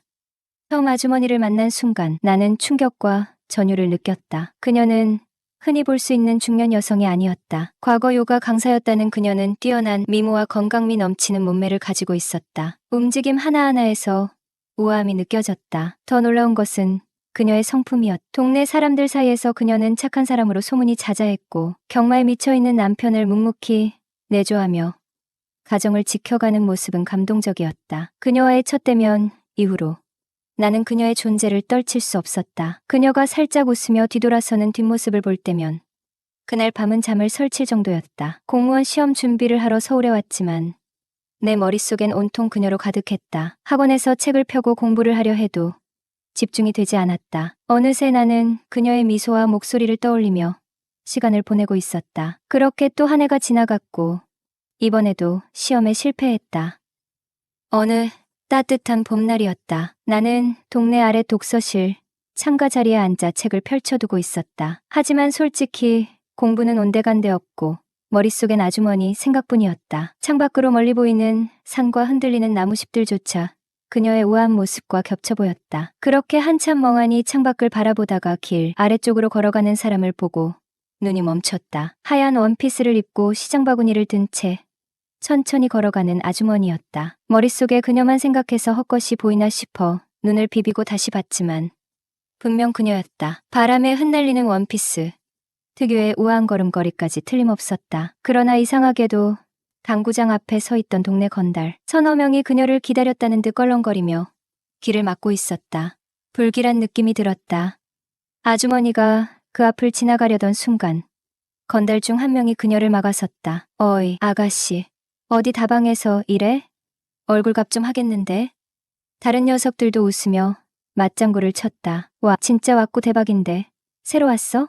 그들의 무례한 태도에 혈압이 치솟았다. 나는 자리에서 벌떡 일어나 독서실 문을 박차고 뛰어나갔다. 야, 그 손 놔? 내가 소리치며 다가가자 그들이 나를 쳐다보며 비웃었다. 뭐야, 넌 또? 이 여자 남편이라도 돼? 나는 망설임 없이 대답했다. 그래, 내가 이 여자 남편이다. 손 치워. 그러자 녀석들은 피식 웃으며 서로를 바라보더니 비아냥거렸다. 거짓말치긴. 어디 한번 혼 좀 나봐라. 그들이 달려드는 순간 나는 주먹을 쥐었다. 첫 번째 놈은 허리를 붙잡고 땅에 쓰러졌고 두 번째 놈은 내 발길질에 벽으로 튕겨나갔다. 세 번째 놈도 손쉽게 제압했다. 싸움에는 자신이 있었다. 이런 허접한 놈들 따위는 상대도 안 된다고 생각하던 그 순간 뒤에서 날아온 무언가에 머리를 세게 맞고 정신을 잃고 말았다. 다음으로 눈을 뜬 곳은 내 방이었다. 어지러운 머리를 부여잡고 일어나려는데 익숙한 목소리가 들렸다. 아직 누워 계세요. 움직이면 안 돼요. 고개를 돌리니 아주머니가 내 곁에 앉아 있었다. 그녀는 이마를 만지며 부드럽게 미소 지었다. 다행히 동네 사람들이 도와줘서 일이 잘 마무리됐어요. 많이 놀랐죠? 그녀의 따뜻한 손길과 목소리에 눈물이 핑 돌았다. 목마르죠? 물 한 잔 드릴게요. 그녀는 부엌으로 가서 물 한 잔을 가져오더니 조심스럽게 내 손에 쥐어주었다. 부드럽게 나를 부축하며 물을 마시게 해주었다. 그녀의 다정한 배려와 따뜻한 말 한마디에 가슴이 뭉클했다. 그날 이후 아주머니와 나는 더욱 가까워졌다. 몇 달 후의 일이었다. 저녁쯤 집안이 갑자기 시끄러워졌다. 밖에서 요란한 소리와 함께 아저씨와 아주머니의 다투는 소리가 들렸다. 돈이 어디 있다고? 대체 어디 숨겨둔 거야? 그게 왜 당신 돈이야? 내 돈이잖아. 말다툼은 점점 격해졌고 유리창을 통해 보이는 아저씨는 한껏 분노에 차 있었다. 물건이 던져지는 소리가 나더니 결국 아저씨가 문을 세게 닫고 나가버렸다. 잠잠해진 집 안을 확인하기 위해 나가보니 아주머니가 순자를 꼭 끌어안고 흐느끼고 있었다. 거실은 엉망이었다. 숨겨둔 돈을 찾으려 했던 건지 서랍 속 물건과 옷가지들이 사방에 널브러져 있었다. 나는 순자를 데리고 내 방으로 들어가 침대에 눕혔다. 괜찮아, 순자야. 잠깐만. 자고 일어나면 다 괜찮아질 거야. 아이의 등을 토닥이며 잠들게 한 후 다시 거실로 나갔다. 아주머니는 소파에 앉아 여전히 눈물을 흘리고 있었다. 나는 냉장고에서 소주 한 병을 꺼내왔다. 아주머니, 이럴 땐 아무 생각 말고 한잔 하세요. 그러면 조금 나아질 거예요. 그녀는 말없이 내가 따라주는 소주를 받아 마셨다. 천천히 입에 머금더니 이내 연달아 두어 잔을 비웠다. 아주머니, 너무 빨리 마시면 체하겠어요. 괜찮으세요? 그녀는 잔을 내려놓으며 깊게 숨을 내쉬었다. 고마워. 맨날 이런 꼴 보여서 미안해. 나는 고개를 저으며 부드럽게 말했다. 제가 어디 남인가요? 그냥 한 식구라 생각하세요. 그 말을 들은 아주머니의 표정이 순간 흔들리더니 조심스럽게 입을 열었다. 사실 이렇게 사는 게 너무 힘들어요. 그날 나는 아주머니가 처음으로 그녀의 속마음을 꺼내는 걸 들었다. 번창하던 아저씨의 사업이 기울면서 모든 것이 변했다고 했다. 그는 실패에 대한 좌절과 분노를 온전히 그녀에게 쏟아부었고 잊혀짐까지 겹쳐 그녀를 점점 옥죄었다고 했다. 폭언과 폭력은 일상이 되었고 그녀는 점점 더 고립된 삶을 살아가고 있었다. 정말 못 살겠어. 너무 힘들어. 그녀는 말을 마치지 못한 채 울음을 터뜨렸다. 나는 조용히 잔을 치우고 그녀 옆에 앉아 머리를 내 무릎 위에 뉘었다. 그리고 그녀가 긴장된 다리를 쭉 뻗게 도운 뒤 부드럽게 머리를 쓰다듬었다. 그 순간 내 심장은 폭발할 듯 뛰고 있었다. 그녀의 숨소리, 젖은 눈가, 흐트러진 머리카락 하나하나가 내 마음을 어지럽혔다. 그러나 아무 말도 할 수 없었다. 그저 그녀가 조금이라도 편안히 잠들 수 있도록 바라보고 있었다. 얼마나 시간이 흘렀을까. 나도 모르게 깜빡 잠이 들었는지 아주머니가 미세하게 움직이는 소리에 눈을 떴다. 그녀는 몸을 일으켰다. 어머, 내가 여기서. 놀란 표정의 그녀는 주위를 둘러보더니 급히 옷매무새를 다듬었다. 방으로 들어가려다 비틀거리는 그녀를 보고 나는 재빨리 그녀를 붙잡았다. 천천히 움직이세요. 괜찮으세요? 그녀는 나를 올려다보며 작게 고개를 끄덕였다. 고마워요. 정말 고마워. 그리고는 서둘러 방으로 들어갔다. 그녀가 사라진 뒤에도 나는 한참 동안 거실 한가운데 앉아 있었다. 2년이 흐른 어느 일요일 저녁이었다. 주인집 딸 현숙에게서 다급한 전화가 걸려왔다. 오빠, 아빠가 교통사고를 당해서 지금 중환자실에 계셔. 빨리 와줘. 나 너무 무서워. 현숙은 울음을 삼키며 병원으로 와달라고 부탁했다. 병원에서는 상황이 위중하니 깨어나기 어려울 것 같다는 말을 했다고 했다. 아저씨는 평소 알고 지내던 여자를 만나며 가진 돈, 없는 돈까지 모두 써버린 상태였다고 했다. 사고 당시 둘이 동해에서 대게를 먹고 놀다 술을 한잔했는데 결국 가로수를 들이받는 큰 사고로 이어졌다. 며칠 후 장례식을 치르며 모두 힘겨운 시간을 보냈다. 특히 주인 아줌마는 큰 충격에서 벗어나지 못한 듯 우울한 나날을 보냈다. 이렇게 계속 계시면 어떡해요, 아주머니. 산 사람은 살아야죠. 내가 걱정스레 말을 건넸지만 그녀는 고개를 저으며 힘없이 대답했다. 사는 게 재미가 없어. 그래도 저랑 현숙이를 위해서라도 힘내셔야죠. 아주머니가 이렇게 계시면 저희도 힘들단 말이에요. 그녀는 한동안 말을 잇지 못하다가 작게 미소를 지으며 내게 말했다. 그래, 알았어. 내 말이 맞다. 사실 내가 없었으면 난 더 힘들었을 거야. 경태야, 정말 고마워. 고맙긴요. 우리가 남인가요? 그녀는 슬며시 고개를 들며 피식 웃음을 터뜨렸다. 남이지 그럼. 우리가 무슨 사이라도 되는 줄 알아? 그렇게 웃으시면 얼마나 예쁜데요. 그리고 우리가 꼭 무슨 사이는 아니어도 남도 아니잖아요. 그러고 보니 참 애매하네. 경태, 우리 이참에 오누이로 지내볼까? 오누이는 좀 싫은데요. 남녀 사이가 어떻게 될지는 아무도 모르는 거잖아요. 뭐라고? 우리가 무슨 남녀 사이야. 경태는 젊고 멋진 총각이고 난 이제 곧 마흔을 바라보는 과부인데. 과부면 어때요? 연상이면 또 어때요? 남녀 사이의 일은 아무도 모른다잖아요. 그녀는 내 말을 듣고는 소리내어 웃음을 터뜨렸다. 내가 참 너 때문에 웃는다. 고맙다, 경태야. 그럼 웃은 김에 현숙이 오면 돼지갈비 먹으러 가요. 간만에 소주도 한잔하고요. 그래, 먹고 힘내야지. 잘 먹고 살아야지. 그날 이후 아주머니는 마음을 다잡고 다시 일어서기로 결심했다. 몇 달 후 그녀는 초등학교 앞에 작은 분식집을 열었다. 안녕하세요. 32살의 나. 이제 막 7급 공무원이 된 나는 요즘 뉴스에서 들리는 공무원. 소리가 남일 같지 않다. 부사관을 그만두고 공무원 준비에 올인한 지 7년 만에 합격했지만 사실 이 타이틀을 제외하면 별다른 특별함이 없는 사람이었다. 솔직히 말하면 내 인생은 늘 고비의 연속이었다. 집안 형편은 나쁘지 않았는데 아버지가 보증 문제로 큰돈을 날리면서 삶이 급변했다. 대학은 자퇴했고 집과 땅은 경매로 넘어갔다. 가족은 반전세 아파트로 이사했고 나는 생계를 걱정하며 허둥지둥 살았다. 그러던 중 군대를 다녀온 뒤 공무원이 되어야겠다고 결심했다. 하지만 공무원이 되는 길은 생각보다 더 험난했다.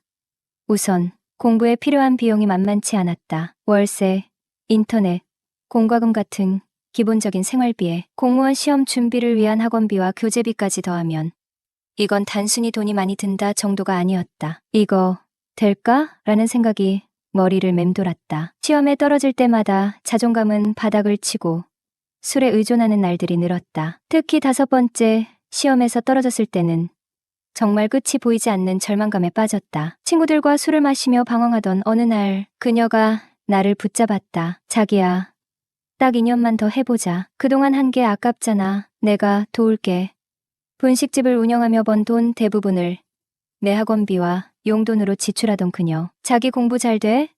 필요한 거 있으면 말해. 항상 묻고 챙겨주던 그녀 덕분에 나는 방황하던 마음을 다잡고 공부에 매진할 수 있었다. 그녀의 손에서 나온 따뜻한 김밥과 떡볶이를 먹으며 다시금 내 목표를 떠올렸다. 이 사람 아니었으면 나 진짜 끝났을지도 몰라. 그런 생각이 들 때마다 나는 더 열심히 해야겠다고 다짐했다. 2년 뒤 드디어 7급 공무원 시험에 합격했다는 소식을 들었을 때 그녀는 내 손을 꼭 잡고 말했다. 내가 말했잖아. 할 수 있다고. 이제부터 더 행복하게 살자. 그녀는 내가 합격한 뒤에도 여전히 나를 아껴주었다. 우리는 내년 3월에 결혼하기로 했다. 이제는 딸 현숙도 나를 아빠처럼 따르고 그녀의 가족처럼 나도 그녀를 가족처럼 여긴다. 어느 날 그녀가 말했다. 자기야, 나 요즘 너무 행복해. 그 말을 듣는 순간 가슴이 벅차올랐다. 내 인생이 이렇게 귀해질 수 있다는 걸 처음 알았다. 그녀는 나를 일으켜 세웠고 나는 이제 그녀를 평생의 동반자로 삼기로 결심했다. 우리의 미래가 밝다고만 할 순 없겠지만 이제는 두렵지 않다. 그녀와 함께라면 어떤 어려움도 극복할 수 있을 것 같다. 늘 월세방을 전전하며 불투명한 인생을 두려워했던 내가 이제는 당당히 그녀와 함께 새 삶을 시작할 준비를 하고 있다. 사랑이란 참 좋은 것이다. 그 따뜻함이 이 모든 것을 가능하게 만들었다.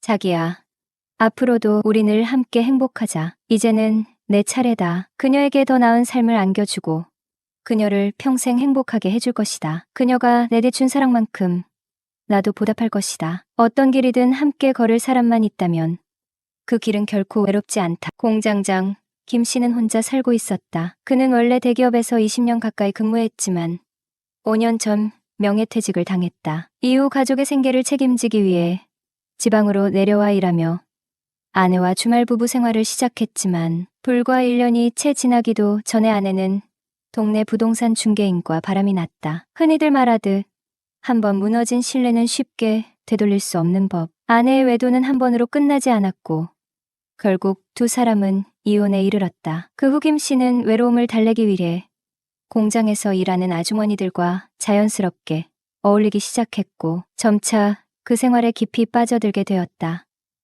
그러던 어느 날 예상치 못한 일이 벌어지는데 저 구인 광고 보고 왔습니다. 혹시 일자리가 있을까요? 수줍은 듯한 목소리에 김 씨는 고개를 들었다. 묶은 머리를 한 40대 초반의 여자가 그의 앞에 서 있었다. 생산직 자리 문의하러 왔는데요. 아직 채용 중인가요?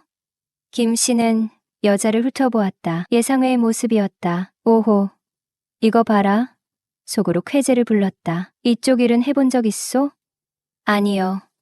처음입니다. 하지만 세력 하나는 자신 있습니다. 뭐든 시켜만 주십시오. 열심히 하겠습니다. 김 씨는 다시 한번 여자를 눈에 담았다. 생산직이라기엔 어딘가 어울리지 않는 분위기였다. 고생과는 거리가 먼 듯한 곱게 늙은 얼굴과 선이었다. 마치 온실 속 화초처럼 자라 곱게 나이든 여인 같았다. 저절로 시선이 끌렸다.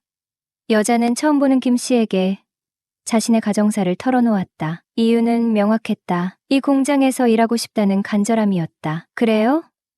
이 일이 그리 만만치는 않은데 좋습니다. 아주머니의 열의와 성실함이 마음에 드니 우선 한 달만 일해보는 걸로 합시다. 적성에 맞으면 그때 정식 채용을 고려해보죠. 괜찮으시겠어요?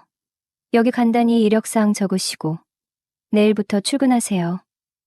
네, 감사합니다. 정말 열심히 하겠습니다. 김 씨는 강원도 외곽마을 식품 공장의 생산 공장장이었다. 채용 권한을 가진 관리자였다. 그래서 50여 명의 아주머니들을 직접 관리하는 현장에서 그는 꽤나 영향력 있는 존재였다. 젊은 여자는 찾아보기 힘든 시골 마을 공장에 40대의 여자가 일자리를 찾아온 것부터가 드문 일이었다. 더군다나 도시에서나 볼 법한 세련된 외모의 여자라니 김 씨는 여자를 꼼꼼히 뜯어보며 속으로 흐뭇함을 감추지 못했다. 공장장님, 다 썼습니다. 일하게 해주셔서 정말 감사해요. 여자는 연신 고개를 숙였다. 고맙기는 내가 더 고맙지. 김 씨는 속으로 읊조렸다. 보기만 해도 눈이 즐거워지는 여자가 눈앞에 나타났으니 웃음이 절로 나는 건 당연했다. 송미숙 씨는 생산직이고 나는 공장장이니 앞으로 내 말 잘 듣는 게 좋을 겁니다. 알아서 처신해야지. 안 그러면 곤란해질 수도 있어요. 알겠죠? 일부러 권위적인 말투를 섞어 말했다. 네, 알겠습니다. 공장장님 말씀 잘 따르겠습니다. 호호호. 순진하게 웃으며 답하는 여자를 보며 김 씨는 앞으로 펼쳐질 일들에 대한 기대감에 가슴이 설렜다. 여자를 보내고 담배를 꺼내 물었다. 이력서를 훑어보던 김 씨는 눈길이 멈췄다. 송미숙 45세 자녀 둘, 27세의 결혼. 1년 전 사별 젊은 나이에 과부라니 왠지 모르게 마음이 더 끌렸다. 이사 온 이유는 아이들이 학교 생활에 적응하지 못해서라고 했다. 자세한 내막은 알 수 없었지만 짐작하는 바가 있었다. 아마도 학교 폭력이나 따돌림으로 힘든 시간을 보냈고 조용한 곳에서 안정을 찾고 싶었던 것이라. 그래, 미숙 씨, 앞으로 잘 지내보자고. 저절로 웃음이 터져 나왔다. 다음 날, 미숙은 약속 시간보다 일찍 출근했다. 김 씨는 미숙을 박 씨 아주머니 조에 배정하고 일을 가르쳐 주라고 지시했다. 눈치 빠른 박 씨 아주머니는 의미심장한 미소를 지으며 말했다. 공장장님, 요즘 우리 조에는 통 관심도 없으시더니 이제야 오시는구먼. 너무 뜸하신 거 아니에요? 회식이라도 한번 하자는 은근한 압박이었다. 아주머니들은 바라는 것도 많으셔. 한두 번 챙겨줬더니 김 씨는 짐짓엄한 표정을 지으며 답했다. 이번 주는 좀 바쁘고 다음 주쯤 회식 한번 하죠. 그리고 사무실로 돌아왔다. 사실 김 씨는 공장 내 50대 이혼녀나 과부들과 은밀한 관계를 맺고 있었다. 가정 있는 여자는 절대 건드리지 않는다는 나름의 철칙도 지켜왔다. 그런 그의 레이더망에 미숙이 포착된 것은 당연한 수순이었다. 그날부터 김 씨는 미숙이 속한 조에 자주 들러 그녀를 닥달했다. 미숙 씨, 주변 정리 상태가 이게 뭡니까? 식품 공장은 청결이 생명인데 좀 더 신경 써서 깨끗하게 합시다. 그리고 머리카락 단정하게 정리해야죠. 머리카락이라도 떨어지면 큰일 납니다. 첫날부터 사사건건 트집을 잡았다. 일부러 흠을 찾아내 질책하는 그의 모습은 미숙을 시험하려는 듯했다. 어디까지 버틸 수 있나 보자. 속으로 비웃었다. 며칠이 지나도 괴롭힘은 계속되었다. 이제는 일이 손에 익어 흠잡을 데 없었지만 김 씨는 억지로 꼬투리를 잡았다. 아이고, 새 여자 왔다고 아주 넋이 나갔구먼. 어떻게 한번 구워 삶아보려고 별 트집을 다 잡네. 그러다 질려서 나가버리면 어쩌려고 그래? 옆에 있던 박 씨 아주머니가 핀잔을 주었다. 아주머니는 신경 쓰지 마시고 하던 일이나 제대로 하세요. 김 씨는 짜증 섞인 목소리로 받아쳤다. 어느 날 미숙이 김 씨를 불러 세웠다. 공장장님, 오늘 퇴근 후에 혹시 약속 있으세요? 오늘? 아니, 없는데. 왜 그러시오? 저 시간 좀 내주시겠어요? 저도 월급 받았는데 술이라도 한 잔 대접하고 싶어서요. 미숙의 속셈은 뻔했다. 한 달 일해보고 거취를 결정하자고 했으니 어떻게든 김 씨에게 잘 보이고 싶었던 게 분명했다. 저녁 8시에 회사 앞에서 기다릴게요. 미숙은 쑥스러운 듯 김 씨의 대답도 듣지 않고 서둘러 자리를 떠났다. 오랜 공들임이 드디어 결실을 맺는 순간이었다. 김 씨는 쾌재를 불렀다. 역시 당근과 채찍을 적절히 섞어야 말을 잘 듣는 법이지. 이것이 바로 그가 오랫동안 터득한 아주머니들을 다루는 노하우였다. 저녁 8시가 조금 넘어 밖으로 나갔다. 미숙이 기다리고 있었다. 작업복 차림만 보다가 사복을 입은 모습을 보니 낯설면서도 색다른 느낌이었다. 화장기 있는 얼굴에서는 은은한 향수 냄새가 풍겼다. 오셨네요. 공장장님은 어떤 음식을 좋아하세요? 회 괜찮으시겠어요? 회 좋지. 마침 괜찮은 횟집을 알고 있는데 거기로 갑시다. 미숙도 회를 좋아하는 눈치였다. 환한 미소를 지으며 김 씨를 따라 나섰다. 그들이 도착한 곳은 일식집 분위기가 나는 횟집이었다. 테이블마다 칸막이가 쳐져 있고 커튼까지 들이울 수 있는 은밀한 분위기의 장소였다. 김 씨가 데이트할 때 자주 이용하던 곳이었다. 모듬회와 소주를 주문했다. 많이 드세요. 저 공장장님께 잘 부탁드리려고 사는 거예요. 미숙 씨 하기 나름이지. 자, 술 한 잔씩 하죠. 공장에서는 엄하게 대했지만 둘만 있는 자리에서는 최대한 부드럽게 대했다. 제가 먼저 한 잔 올리겠습니다. 미숙이 술잔을 채웠다. 자, 짠할까요? 미숙 씨, 우리 공장에 온 걸 환영합니다. 짠. 미숙 씨, 겉보기와 다르게 술도 꽤 잘 마시네요. 김 씨는 놀란 듯 말했다. 미숙은 따라주는 술잔을 거절하지 않고 비웠다. 아니에요. 술 잘 못 마셔요. 하지만 오늘은 좀 마셔야 할 것 같아요. 공장장님께 잘 보여야 하니까요. 술잔이 다시 채워지고 미숙은 또다시 술잔을 비웠다. 얼굴이 발갛게 달아오르는 모습이 귀엽게 느껴졌다. 소주 6잔을 순식간에 마셨다. 공장장님 술을 너무 빨리 마셨더니 벌써 취기가 오르네요. 호호. 술을 잘 못 마시는 미숙이 빠른 속도로 술을 마셨으니 취하는 것은 당연했다. 김 씨는 슬며시 미숙의 옆자리로 옮겨 앉았다. 어머, 공장장님, 왜 이렇게 가까이 오셨어요? 더운데. 미숙 씨가 술에 취한 것 같아서 걱정돼서 왔죠. 공장 일은 좀 어떻소? 힘들지 않아요? 네, 솔직히 많이 힘들어요. 몸이 힘든 건 참을 수 있는데 공장장님 잔소리 때문에 스트레스 받아서 죽겠어요. 저한테 좀 친절하게 대해주시면 안 될까요? 하하. 그랬어요? 다 미숙 씨를 위해서 그런 거지. 처음 배울 때 제대로 안 배우면 나중에 꼭 사고가 나거든. 섭섭하게 생각하지 마요. 나도 미숙 씨 오래 보고 싶어서 그러는 거니까. 애정 표현이라고 생각해요. 김 씨의 능글맞은 농담에 미숙은 환하게 웃었다. 그리고 사실 생산직 자리가 없었는데 미숙 씨 사정이 딱해 보여서 내가 특별히 한 자리 더 만든 거요. 정말요? 그럼 저 공장장님 낙하산으로 들어온 거예요? 낙하산, 뭐 그렇게 볼 수도 있지. 하하. 아무튼 사람들 앞에서 내가 좀 엄하게 대해도 너무 신경 쓰지 마요. 괜히 이상한 소문이라도 날까봐 일부러 더 그런 것도 있으니 앞으로도 잘해봅시다. 김 씨의 속마음을 알아차린 미숙은 감동한 듯 눈시울이 붉어졌다. 공장장님, 정말 감사해요. 제가 꼭 보답할게요. 미숙 씨, 어떻게 보답할 건데요? 구체적으로 한번 말해봐요. 네? 거기까지는 생각해보지 않았는데. 미숙은 당황한 듯 말을 흐렸다. 그럼 내가 부탁하는 걸로 보답해줄 수 있겠소? 김 씨는 짐짓뜸을 들였다. 미숙은 잠시 긴장하는 듯 했지만 이내 수줍게 답했다. 네, 당연하죠. 말씀만 하세요. 호호. 내가 마누라랑 이혼하고 집밥을 못 먹은 지 꽤 오래돼서 언제 한번 우리 집에 와서 된장찌개에 고추장 불고기 좀 해줄 수 있겠소? 그럼요. 제가 된장찌개 하나는 자신 있거든요. 김 씨의 예상 밖의 부탁에 미숙은 안도하는 듯 오히려 자신의 요리 실력에 대한 자신감을 내비쳤다. 그래요? 벌써부터 기대되네. 입에 침이 고이는구먼. 김 씨는 능글맞게 웃었다. 사실 그의 입에 고인 것은 된장찌개 때문만은 아니었다. 여자를 집으로 끌어들이기 위한 노골적인 작업 멘트였다. 미숙은 그의 의도를 눈치채지 못한 채 경계를 풀고 있었다.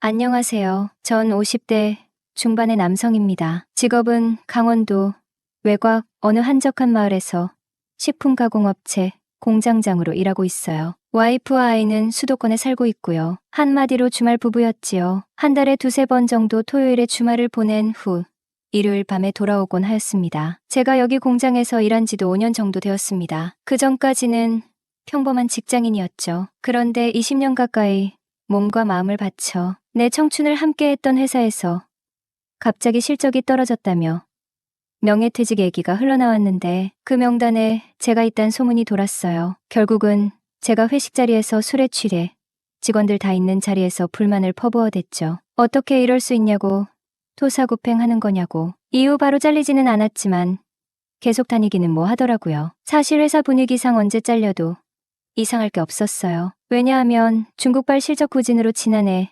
매출이 크게 감소하여 상사 일에 처음으로 희망퇴직을 실시하였는데 만 10년 이상 팀장 직급 직원들이 후보형 순이었는데 거기에 제가 딱 걸린 겁니다. 그래서 희망퇴직을 직접 신청하고 여기저기 일을 알아보러 다니며 이직 준비를 하고 있었죠. 그렇게 지내던 중에 친구들이랑 술 한잔 하다가 아는 지인의 식품 공장에 일자리가 하나 있는데 강원도에 있다더군요. 시골로 내려가 전원 생활하며 지내기는 꽤 괜찮겠다라고 하더군요. 친척뻘 되시는 분이 하는 곳인데 남편분이 뇌졸중으로 쓰러져 수술 이후 재활병원에서 지내다 결국 돌아가셨다는 거예요. 그래서 믿을 만한 사람을 급하게 구한다고 하더군요. 전 회사 생활도 지치고 해서 한번 알아봐 달라고 부탁했어요. 당시만 해도 그냥 던져본 말이긴 했지만요. 처자식이 여기에 있고 와이프도 직장이 있는지라 내려가긴 사실 어렵잖아요. 그런데 이틀 후에 친구한테서 한번 보러 가겠냐고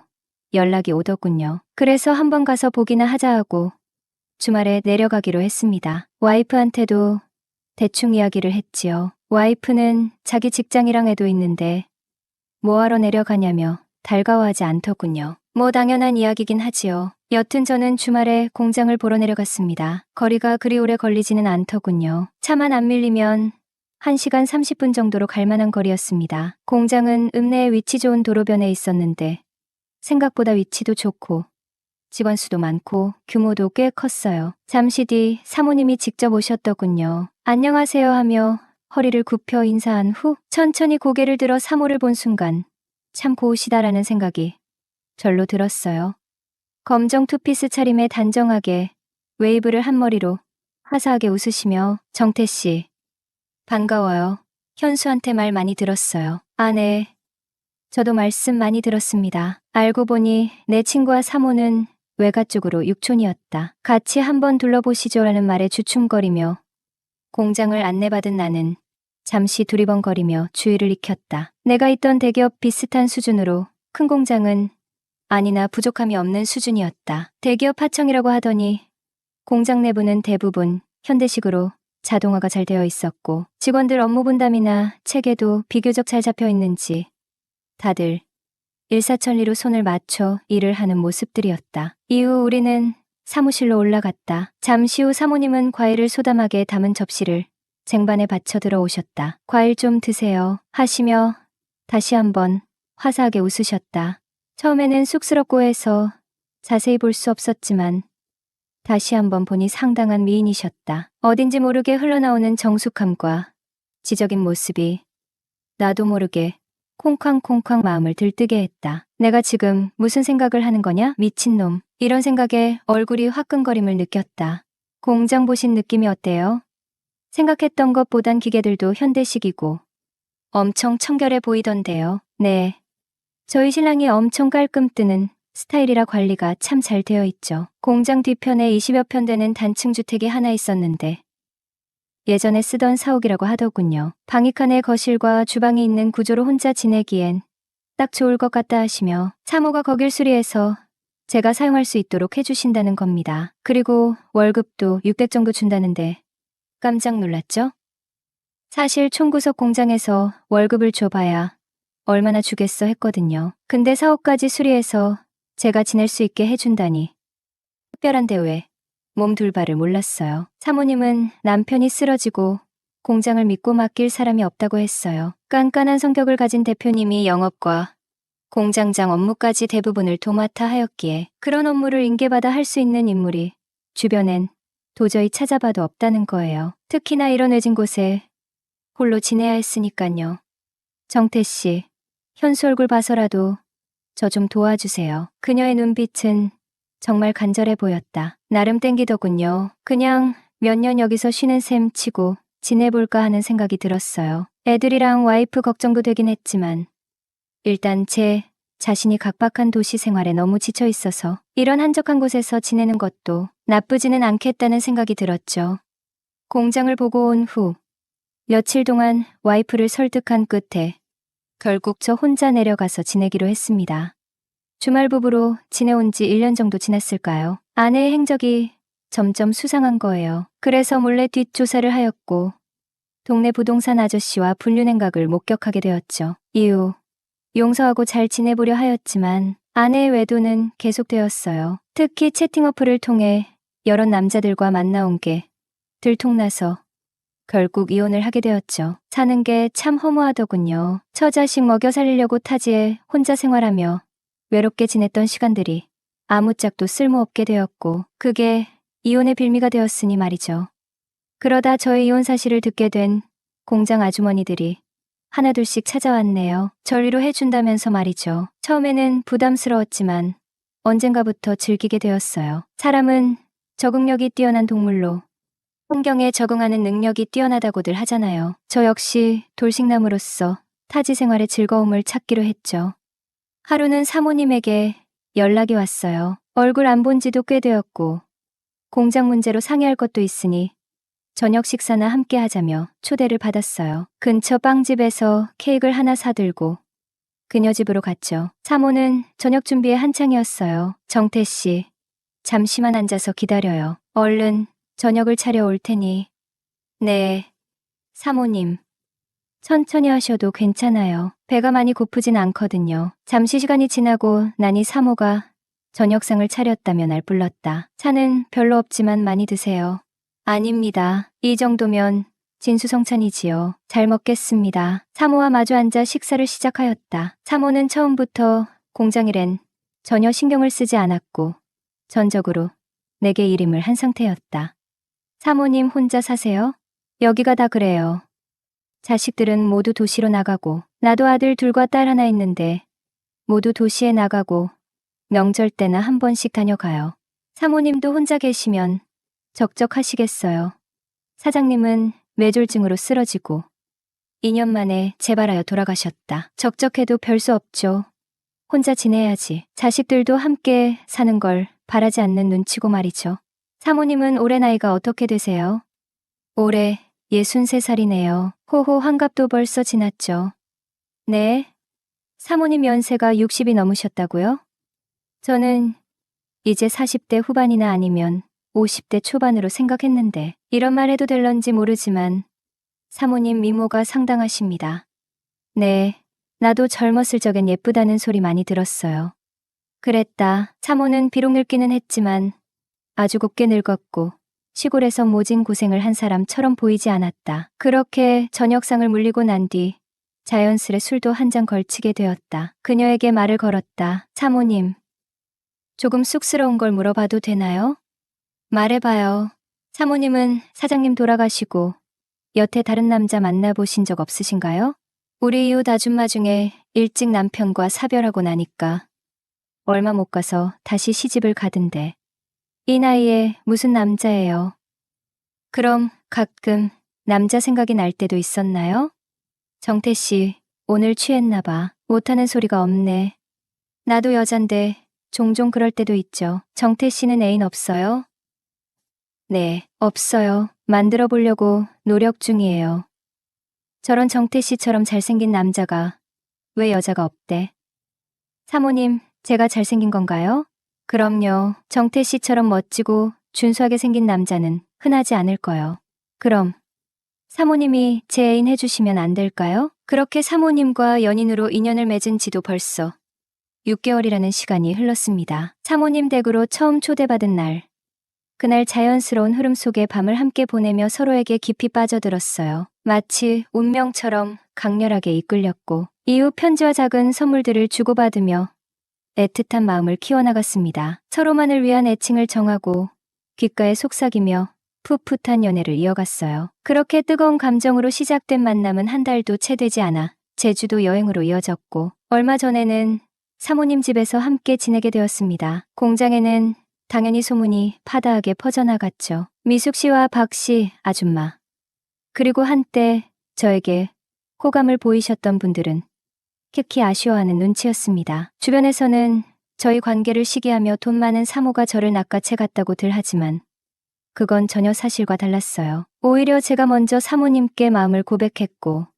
함께 살자는 제안 또한 저의 입에서 먼저 나왔으니까요. 나이 차이와 주변의 곱지 않은 시선에도 불구하고 저는 지금 이 순간이 인생에서 가장 행복하다고 자신 있게 말할 수 있습니다. 인생에서 가장 큰 행복은 사랑받고 있다는 확신이다. 4박 5일간의 포상휴가를 받아 고속버스 터미널에서 택시를 타고 곧장 집으로 가는 길이었다. 현관문을 열자마자 눈에 띈 것은 낯선 하이힐 한 켤레였다. 손님이 온 듯 싶었다. 거실로 들어서자 낯선 여성의 모습이 보였다. 그녀는 긴 생머리에 170cm는 되어 보이는 훤칠한 키, 배우 김하늘을 떠올리게 하는 미모를 가진 아줌마였다. 순간 눈이 멈췄다. 알고 보니 엄마의 고향 동생 현수 이모였다. 그녀는 23살에 결혼해 서울에서 살다가 1년 전 남편과 사별하고 최근 부산으로 내려와 보험 일을 시작했다고 했다. 어머, 내가 정태구나? 정말 많이 컸다. 그녀가 반갑게 말을 걸며 다가오더니 다짜고짜 나를 안았다. 너 이모 생각 안 나? 유치원 다닐 때 놀이공원도 같이 가고 그랬는데. 현숙 이모? 그래, 나 현숙 이모야. 과거 엄마가 아프셨을 때 21살이던 현숙 이모가 잠시 우리 집에 머물렀던 기억이 어렴풋이 떠올랐다. 그때도 그녀는 밝고 활달했었다. 그녀는 내 모습을 유심히 살피며 감탄했다. 정태야, 완전 상남자가 다 됐네. 이렇게 다부진 체격에 키도 훤칠하고 어머, 손도 엄청 크네. 여자들이 참 좋아하겠어. 호호. 나는 쑥스럽게 웃었지만 그녀의 살가운 모습에 조금은 당황스러웠다. 근데 엄마는 어디 가셨어요? 조금 전에 외할머니가 아프셔서 병원에 모시고 갔어. 난 너 휴가 나온다고 해서 기다리고 있었지. 배고프지? 옷 갈아입고 내려와. 엄마가 달백숙 해놨거든. 옷을 갈아입고 나오니 현수, 이모는 앞치마를 두르고 주방에서 요리를 하고 있었다. 화사한 원피스에 허리를 앞치마 끈으로 묶은 모습이 그녀의 날씬한 허리를 더욱 돋보이게 했다. 그녀가 요리를 준비하는 동안 나는 소파에 앉아 기다리며 TV를 켜려다 무심코 주방의 그녀를 힐끗 보게 되었다. 마침 그녀가 내 시선을 느낀 듯 뒤를 돌아보며 웃었다. 배고파도 조금만 더 기다려. 백숙은 푹 끓여야 제맛이니까. 네, 현숙 이모가 해주시는 거면 뭐든 감사하죠. 잠시 후 달백숙이 완성되어 식탁에 차려졌다. 정태야, 이제 와서 먹자. 네, 바로 갈게요. 식탁에는 모락모락 김이 오르는 백숙과 정갈한 반찬들이 차려져 있었다. 배고픈 나머지 무심코 말했다. 희야, 소주 한 잔 있었으면 딱이겠네요. 그래, 그럼 한 잔 할래? 네, 같이요? 아, 운전하셔야 되죠. 후, 그렇지. 하지만 한 잔 정도는 괜찮아. 냉장고에서 소주를 꺼내 식사와 함께 마시기 시작했다. 현숙 이모도 2잔 정도 기분 좋게 마셨고 우리는 자연스러운 대화를 이어갔다. 너 마지막으로 본 게 초등학교 입학할 때쯤인 것 같은데 이모 기억나? 나는 약간 쭈뼛거리며 대답했다. 사실 현숙 이모 미모가 워낙 출중하셔서 기억이 나요. 서울로 시집 가신 현숙 이모 아니에요? 어머, 아직까지 날 기억한다고? 그리고 내가 예뻐서 기억난다고? 넌 어쩜 말도 이렇게 이쁘게 하니? 사실 나는 그녀를 전혀 기억하지 못했다. 하지만 엄마가 가끔 서울에서 그녀에게 신세를 졌다는 이야기를 들었기에 얼추 맞춘 것뿐이었다. 그녀는 내 대답에 약간 들뜬 듯 보였다. 너 휴가 동안 뭐 할 계획 있어? 날도 더운데 그냥 집에서 게임이나 하려고요. 여자친구는 없어? 정태 같은 애인 둔 여자는 참 좋겠다 싶었는데. 입대하고 얼마 안 돼서 고무신 거꾸로 신더라고요. 어머, 그랬구나. 나도 지금은 혼자야. 우리 같은 처지네. 호호. 식사를 마친 후 그녀는 설거지를 자청했다. 나는 식탁에 앉아 그녀의 뒷모습을 바라보다 그녀의 말에 놀랐다. 왜 자꾸 쳐다봐? 민망하게. 설거지 처음 봐. 아, 죄송해요. 근데 어떻게 아셨어요? 호호. 자꾸 내 따가운 시선이 내 등에 꽂히던데. 그녀가 농담을 던지자 나도 대담해졌다. 등에만 꽂혔나요? 뭐라고? 잠시 정적이 흘렀지만 그녀는 이내 웃으며 말했다. 하기야, 등만 따끔거리는 건 아니네. 현숙 이모는 헤어지며 전화번호를 주며 말했다. 언제든 연락해. 만나서 밥도 먹고 얘기도 나누자. 그렇게 나와 현숙 이모의 새로운 인연이 시작되었다. 복귀 하루 전 뭔가 아쉬운 마음에 결국 아줌마에게 연락을 했다. 현숙 이모, 저 정태예요. 내일 복귀인데 오늘 저랑 술 한잔 하실래요? 그래, 당연히 사줘야지. 둘이서 취할 때까지 얼큰하게 한잔할까? 그렇게 통화를 마치고 현숙 이모의 집 주소를 받아 그녀의 집으로 향했다. 도착한 집은 2층짜리 양옥집이었다. 2층은 세를 주고 1층은 그녀가 사용한다 했다. 현숙 이모, 저 왔어요. 정태, 어머. 정태야? 잠깐만. 지금 나갈게. 잠시 후 현관문이 삐끔 열리더니 이모가 고개를 내밀었다. 그러더니 뭔가 눈치를 살피는 듯 주춤거리다 문을 활짝 열어주었다. 어서 들어와. 집 안으로 들어가자 정돈이 깔끔하게 되어 있었다. 너 온다길래 급히 청소했지. 그녀의 옷차림이 눈에 확 들어왔다. 얇고 부드러운 소재의 하얀 원피스였다. 순간 아까 문을 머뭇거리며 열었던 이유가 떠올랐다. 현숙 이모, 오늘 왜 이렇게 섹시해 보이세요? 얘가 참. 그녀는 나를 째려보며 살짝 미소를 지었다. 자, 술 마셔야지. 뭘로 할래? 소주? 맥주? 이모가 알아서 골라주세요. 그럼 이왕이면 소주로 해야지 뭐. 그렇게 소주를 꺼내온 현숙. 이모와 술자리가 시작됐다. 둘이서 소주 3병을 나눠 마시며 이런저런 이야기를 나눴다. 오늘따라 기분이 참 좋네. 내 옆에 정태가 있는데 내가 좀 취하면 어때? 안 그래? 그녀는 환하게 웃으며 내 눈을 바라봤다. 근데요, 이모, 저 이러다 집 못 갈 것 같은데요? 전 그러면 우리 집에서 자고 가면 되지. 그녀는 커다란 두 눈을 초승달처럼 접으며 눈웃음을 지었다. 솔직히 나도 정태 같은 듬직한 애인 하나 있으면 정말 좋겠다. 호호. 그녀의 말에 술기운이 올라 더 이상 농담으로 넘길 수 없는 분위기가 되었다. 정태야. 그녀는 잔을 내려놓으며 진지한 표정으로 나를 바라봤다. 너 내 파트너 할래? 그 순간 그녀의 눈빛과 미소에서 장난기와 진심이 묘하게 섞여 있었다. 내가 대답하기만을 기다리는 듯했다. 방 안 공기가 순간 정적에 휩싸였다. 현수, 이모와의 술자리는 예상보다 더 길어졌다. 정태야, 너는 참 사람을 편하게 해주는 구석이 있어. 옆에 있으면 괜히 안심이 된다니까. 이모도 참, 저야말로 오늘 이렇게 시간 내주셔서 감사하죠. 말은 그렇게 했지만 그녀의 시선을 느낄 때마다 어딘가 모르게 심장이 두근거렸다. 그녀는 잔을 살짝 내려놓으며 한숨을 내쉬었다. 사실 오늘 술 좀 마시고 싶었어. 요즘 좀 많이 힘들거든. 갑자기 분위기가 묵직해졌다. 나는 살짝 당황했지만 이모의 말을 놓치지 않으려 귀를 기울였다. 무슨 일이신데요? 저한테 말해보세요. 들어드릴게요. 사실 별거 아니야. 그냥 혼자 지내는 게 생각보다 외롭더라. 남들 다 가족이니 연인이니 하면서 살고 있는데 나는 아직도 여기 이렇게 혼자니까 내가 뭘 잘못 살았나 싶기도 하고. 현숙 이모는 잠시 고개를 떨구며 잔을 만지작거렸다. 지금처럼 제가 옆에 있잖아요. 그 말에 그녀는 고개를 들어 나를 바라봤다. 정태야, 내가 그렇게 말해줘서 진짜 위로가 된다. 이모, 제가 더 자주 옆에 있을게요. 이모가 외롭다고 느끼지 않게. 너 참 사람 심장을 쿵쾅거리게 한다. 나이 먹고 이런 기분 오랜만이다. 그녀는 웃었지만 눈가에는 작은 눈물이 맺혀 있었다. 제가 파트너 되어드릴게요. 뭐, 나 놀리는 거 아니지? 아닌데요. 현숙 이모는 장난이었어요? 나는 장난 반, 진심 반이었었지. 전 그냥 진심인데요. 그럼 나야 좋지. 미소를 지으며 눈을 마주쳤다. 둘 사이에 잠깐의 침묵. 그러나 묘하게 따뜻한 공기가 흐른다. 그럼 오늘부터 제가 이모 파트너 하겠습니다. 외롭다는 말 못하게. 현숙 이모는 웃으며 고개를 끄덕였다. 좋아. 그럼 우리 오늘부터는 파트너다. 안녕하세요. 저는 대학 2학년을 마치고 군입대를 하게 되었습니다. 당시 1년 넘게 만나던 여자친구와 손가락을 걸며 약속을 했었죠. 제대하고 나올 때까지 딴 생각 안 하고 2년을 기다리겠다는 굳은 약속이었습니다. 그러나 100일 후 때 상황은 예상과 달랐습니다. 설레는 마음으로 그녀에게 전화를 걸었는데 돌아온 반응은 싸늘했습니다.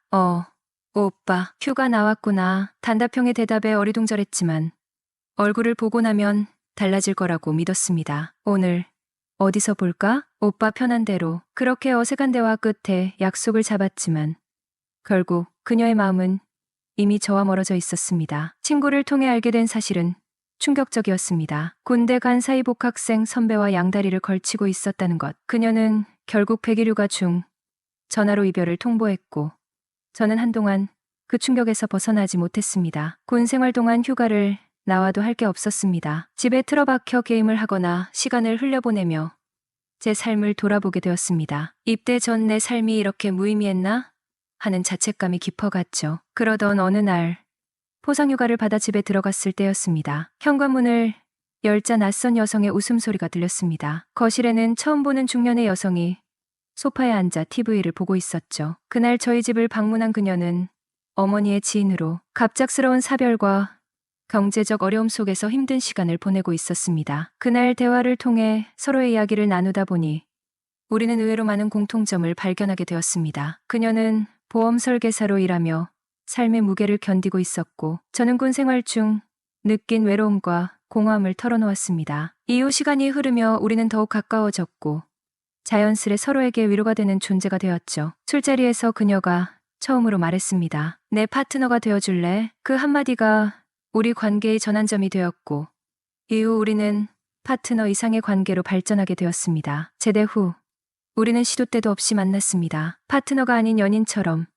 함께 시간을 보냈습니다. 그렇게 만난 시간이 벌써 5년. 저는 어느덧 27살이 되었고 그녀는 43살이 되었습니다. 처음엔 꺼림칙한 마음이 없었다면 거짓말이겠지만 시간이 지나면서 그런 감정은 점점 사라졌습니다. 오히려 그녀와 함께하는 시간이 자연스러워지고 익숙해지면서 편안함을 느끼게 되었죠. 얼마 전 그녀가 조심스럽게 제안했습니다. 우리 딸이 대학생이 되면 내가 우리 집으로 들어와 같이 살아보는 건 어떨까? 이제 저는 그 제안을 받아들일지 진지하게 고민하고 있습니다. 우리 관계가 더 나아갈 수 있을까요? 아니면 멈춰야 할까요? 사랑은 나이도, 시간도, 조건도 초월하지만 그 무게는 늘 현실 속에서 결정된다. 당신의 감정이 진실하다면 그 관계를 지키는 것이 중요합니다. 그러나 한편으로는 함께할 미래를 구체적으로 그려보고 현실적인 고민도 함께 나누어야 합니다.